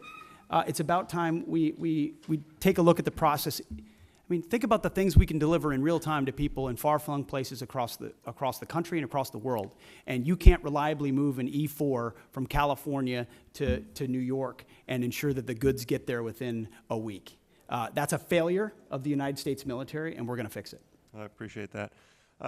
Next question, Secretary Hegseth. With rising tensions involving Russia and China, what steps is the department taking to ensure our defense industrial base can meet surge of demands across multiple theaters? Are we seeing adequate investments in munition stockpiles, logistics, and supply chain resilience, in particular when it comes to critical inputs like rare earths and other essential minerals? I would just echo exactly what you said. It's because of the urgency of the moment, the reality of the threats we face, the threats that are joining forces in a sort of an anti-American, anti-Western bloc, are developing capabilities that they're fielding and trying in other theaters to refine them. The munitions that we have, where we use them, how we procure them, and what we use them for, the supply chain that goes into the materials on those munitions. Unfortunately, we inherited a department that didn't pay enough attention to that seemed to think sourcing from adversaries was going to be okay in a time of contingency or crisis. We are changing that. Or content to make the same munitions we've had in the past because, well, they were made in somebody's district or they were made in somebody's state, and that's the way we always do it. We're not doing that anymore. We're making the tough calls based on the threats we face, matching it to the capabilities, and I'm happy to sit in front of every and any committee and explain why we're doing it, because it's about time. It's about time we challenge that, and that doesn't mean we don't want input. We do want input. We know why people are invested in certain programs and certain systems, but it's our job to make the tough calls, and President Trump has asked us to do that. I'm willing to make the tough calls, whether it's on personnel, systems, platforms, modernization, and partner with folks like General Kane and the Joint Staff who've been with us in every step of the way. I appreciate that. So we got a little more time. So Secretary Hegseth, as the department looks to stay ahead of near-peer threats, will the defense budget continue to invest in hypersonic weapons and defense systems, including unmanned, high-Mach, and next-gen aviation technologies? The answer is yes. In a way, unfortunately, the previous administration did not. So if you're looking at long-range fires, autonomous systems, hypersonics are part of warfare of the long-range drones, a part of the warfare of the future. That means we're investing in them to be better than our adversaries. Not accept the fact that we have matching capabilities, but what more can we do to enhance those so we're ahead of the curve? Because when President Trump says we have the best platforms, the best systems, the best fighters, the best ships, the best vehicles, he means it, and we mean business on it, and we're going to deliver it. All right, thank you. And I've got 30 seconds. So General Kane, if Congress had $1 extra to invest today most effectively to strengthen our deterrence posture against China, Russia, and threats in the Middle East, where should it go? 20 seconds. Wow, I'm gonna take 19 of those, Congressman. Probably in munitions. I don't know how much we'd buy for $1, but I'd want to make sure that the joint force is properly armed at scale at the tactical edge, and the youngsters that volunteer to serve have what they need. I appreciate that. Thank you, Chairman. I yield back. Thank the gentleman. Mr. Joyce. There we go. Thank you, Chairman. Secretary, everybody, I appreciate we had to go out to other, you wouldn't believe this, but there are other hearings taking place. So I went over to bug Secretary Turner and now came back, so it's your turn. Secretary Hegseth, your April 30th memo on Army transportation and acquisition reform directs the Army to expand prepositioned stocks of equipment to the Indo-Pacific. I expect we would need to enhance our industrial base capacity to support this effort. Can you discuss the importance of increasing prepositioned stocks in the Indo-Pacific and how this affects the Army's resources for FY26? It's a great question because it marries up two things that need to be linked and synced and often aren't, right? The capabilities that we have in the priority theater and where we preposition those capabilities. So my job exists on multiple axes of that. One is working with allies and partners to make sure we have places to preposition them, many of which we can't talk about here today, but in the event of a contingency, we can't be relying on a supply chain that reaches all the way back to the States or even to Hawaii or even to Guam. You need to recognize the prepositioning of stocks. But then you have to have those stocks, and they have to be the relevant ones for the systems that you're deploying, and you need a defense industrial base to deliver on that, which is why we've made historic investments in munitions, focusing on priority munitions that would be applied in our priority theater, with a recognition that every munition we spend somewhere else, and I say that as someone who, very proudly, we conducted a very successful freedom of navigation campaign against the Houthis to ensure that our ships don't, and by the way, 2 of our ships transited the BAM successfully, and the ceasefire held very recently. So doesn't mean you don't expend munitions, you judiciously expend them with an understanding that you have to safeguard others for future fights and prepositioning, and then invest in your industrial base. And I think that's why you see a budget with a 13% increase. 13% increase in a defense budget is significant and allows us to both invest in the president's priorities and fast-track munitions that we're going to need. For a guy chairing a committee that has to cut his by 57%, I can tell you, getting a plus 13 is a lucky day. Chairman Kane, our forces face growing challenges sustaining operations across contested environments, particularly in the Indo-Pacific. China is investing in capabilities designed to disrupt supply lines, access to forward operating bases, and target critical logistic nodes. What steps are you taking to strengthen contested logistics capabilities, and what investments can Congress make to ensure that you have operational resilience?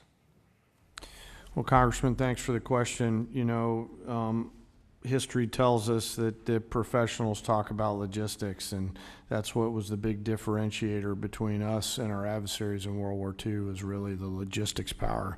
You know, our teammates within the Joint Force are looking carefully at this right now, and as we look at the adversaries' threat arrays that they have and our ability to defeat them and move the combat capacity that we need to through those difficult places is a key part of that. I don't have a specific number for you, but what I'll commit is, as we think through what contested logistics looks like, as we think through what forward supply points on the first and second island chain might look like, we'll stay close with the committee to make sure that we're communicating early, often, and always about what our needs are. I certainly appreciate that, and I throw out that having a small Air Force Reserve airport in Youngstown, Ohio area. Some great C-130Js up there, Thank you. Congressman. Yeah. Appreciate the help on our fire department for the new inventory we got. But the old stuff we had there, you had maybe 8 planes. You were cannibalizing 3 to feed the 5 because we didn't have parts and storage and those type of things.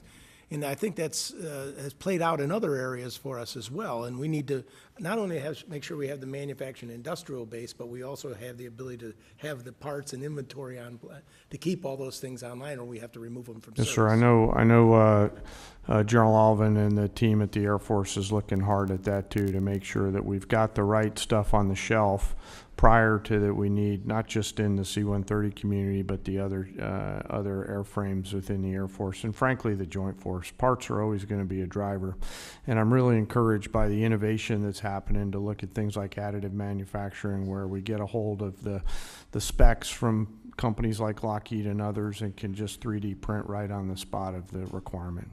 Those have to be in any procurement you do from now on. Yes, sir. I think so, sir. It's, you know, the force of the future will fix on the spot, so they'll need to be able to have the parts right there. And as we look at mission command and delegating authorities and responsibilities to our younger commanders and you know, complex command and control problems, part of that is going to be the ability to sustain our force out there at the edge.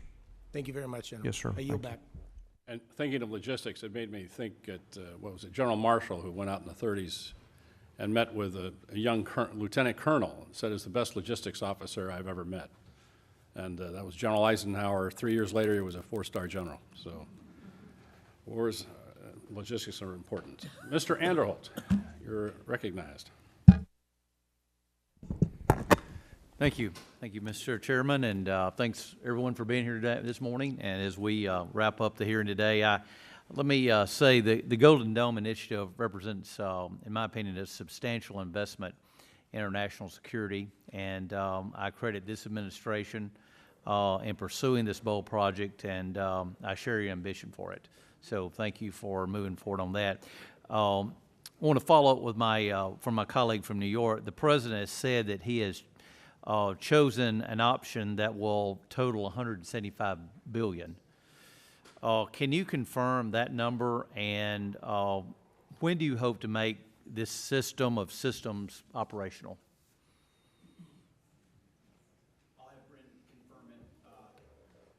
I'll have Bryn confirm it, but our belief is that 175 is the totality, that this is the initial investment, but that a lot of the investment will eventually be in systems, some of which are already in production. We'll need to ramp up the production of them because the President has charged us with having this mission capable by the end of his term. So this is not something that's futuristic. This is not something that will happen in some distant future based on some technology we don't yet have or can't field. Our approach to Golden Dome will be making sure we can procure existing layers that can talk to each other with new layers on top because this is a layered system, as was mentioned, to include drones as well in partnership with the services. So can you confirm that, Bryn? Yes, sir, nothing to add, that's all accurate. And we're still planning towards what the final number is, but the $24.8 billion we're requesting this year is that down payment on the near-term capabilities that we're looking at as part of the architecture. Okay, thank you. Let me switch over, and I'd like to get your thoughts on AUKUS partnership, not merely as a cornerstone for our Indo-Pacific defense strategy, but also as an opportunity for our defense industrial base. In fact, we've heard from a lot of Australian and UK businesses who are ready, willing, and able to move production to the U.S. given the new regulatory framework under Pillar 2. Britain and Australia set the standard for defense cooperation, bringing real capability and firepower to the fight. Can you preview how this administration intends to fund Pillar 2 efforts to develop and field joint capabilities between all three partners?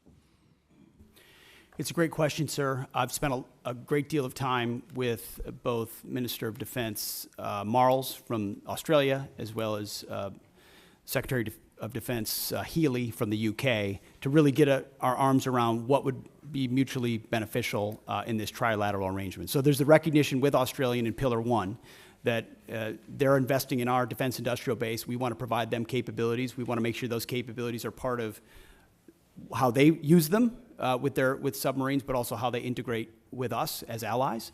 In Pillar 2, we don't want to rely just on the architecture of the previous administration.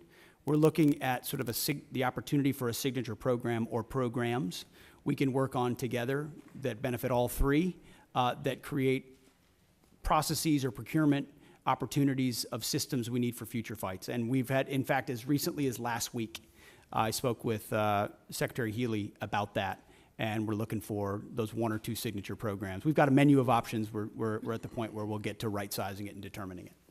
And you feel at this point that things are on track, and you're... That's what we're monitoring, especially in Pillar 1, sir, to make sure that expectations are properly set so that we're not missing deadlines or expectations are shifted in the wrong direction. So we're having honest conversations with our allies, like we should, with a recognition that by investing in each other in that defense industrial base, we can have a multiplying effect. Thank you. I yield back. Thank you, gentlemen. Ms. McCollum, any closing statement? Yes, thank you, Mr. Chair. So to Mr. Aguilar's question, and Ms. McDonald, you were helping to fill in the blanks. The money's coming from FSRM, and that's about a 25% cut to that budget to fill on what's happening on the border and now what's happening in Los Angeles. If you could get us the details of what's not going to happen in that account because of that, that would be fabulous. We might want to look and see if we prioritize things in next year's budget to make sure that they're covered. Mr. Secretary, the top line on the budget before us is $830 billion. It is not $901 billion. It's just not. That's the number we have to work with. You can talk about an increase. You've got a lot of things baked in. Hopefully that goes in reconciliation, $6 billion for revitalizing shipyards, 3.5 for F-47s, 25 for Golden Dome, but that's all in reconciliation. And we can't include that in any of our planning. And that's why we are so concerned about getting the money outbreaks in front of this committee. And I'll give you an example. The Navy, their J-books, where they break everything down, I know you're really familiar with them. We had 30 of them in front of us when we were getting ready to do our appropriation last time. We have 0 in front of us this time. So, Mr. Secretary, I know, I believe, honestly believe you want to provide the information, but time is of the essence because this committee wants to do its best work together, both Democrats and Republicans, to make sure the women who serve in our armed forces have the equipment that they need to do the missions that they're assigned to and come home safely because we honor their service and their commitment. Get us the information. Thank you, Mr. Secretary. I thank the gentlelady, and I just make is where we're going to agree that we need some more detailed information. We're going to go ahead and we're going to go upstairs here and do the subcommittee mark, but then we're later this week we're going to do the full committee mark on this bill. The Senate is pushing off doing their appropriation bills in general until after reconciliation passes because they want to incorporate that. But we don't have the luxury of time. We'll just have to work out the differences we have in conference. But it's hard for us to do our job without the J-books, without the detailed information, and I know you know that. And so you might talk to your friends at OMB, and if OMB has any friends, I don't know if they do, but and see if they can get this going for us, because it would be very helpful. With that, Mr. Secretary, thank you. Chairman, thank you. And Ms. McDonald, thank you. We appreciate all of you being here today. We are adjourned. Thank you. Thank you, General.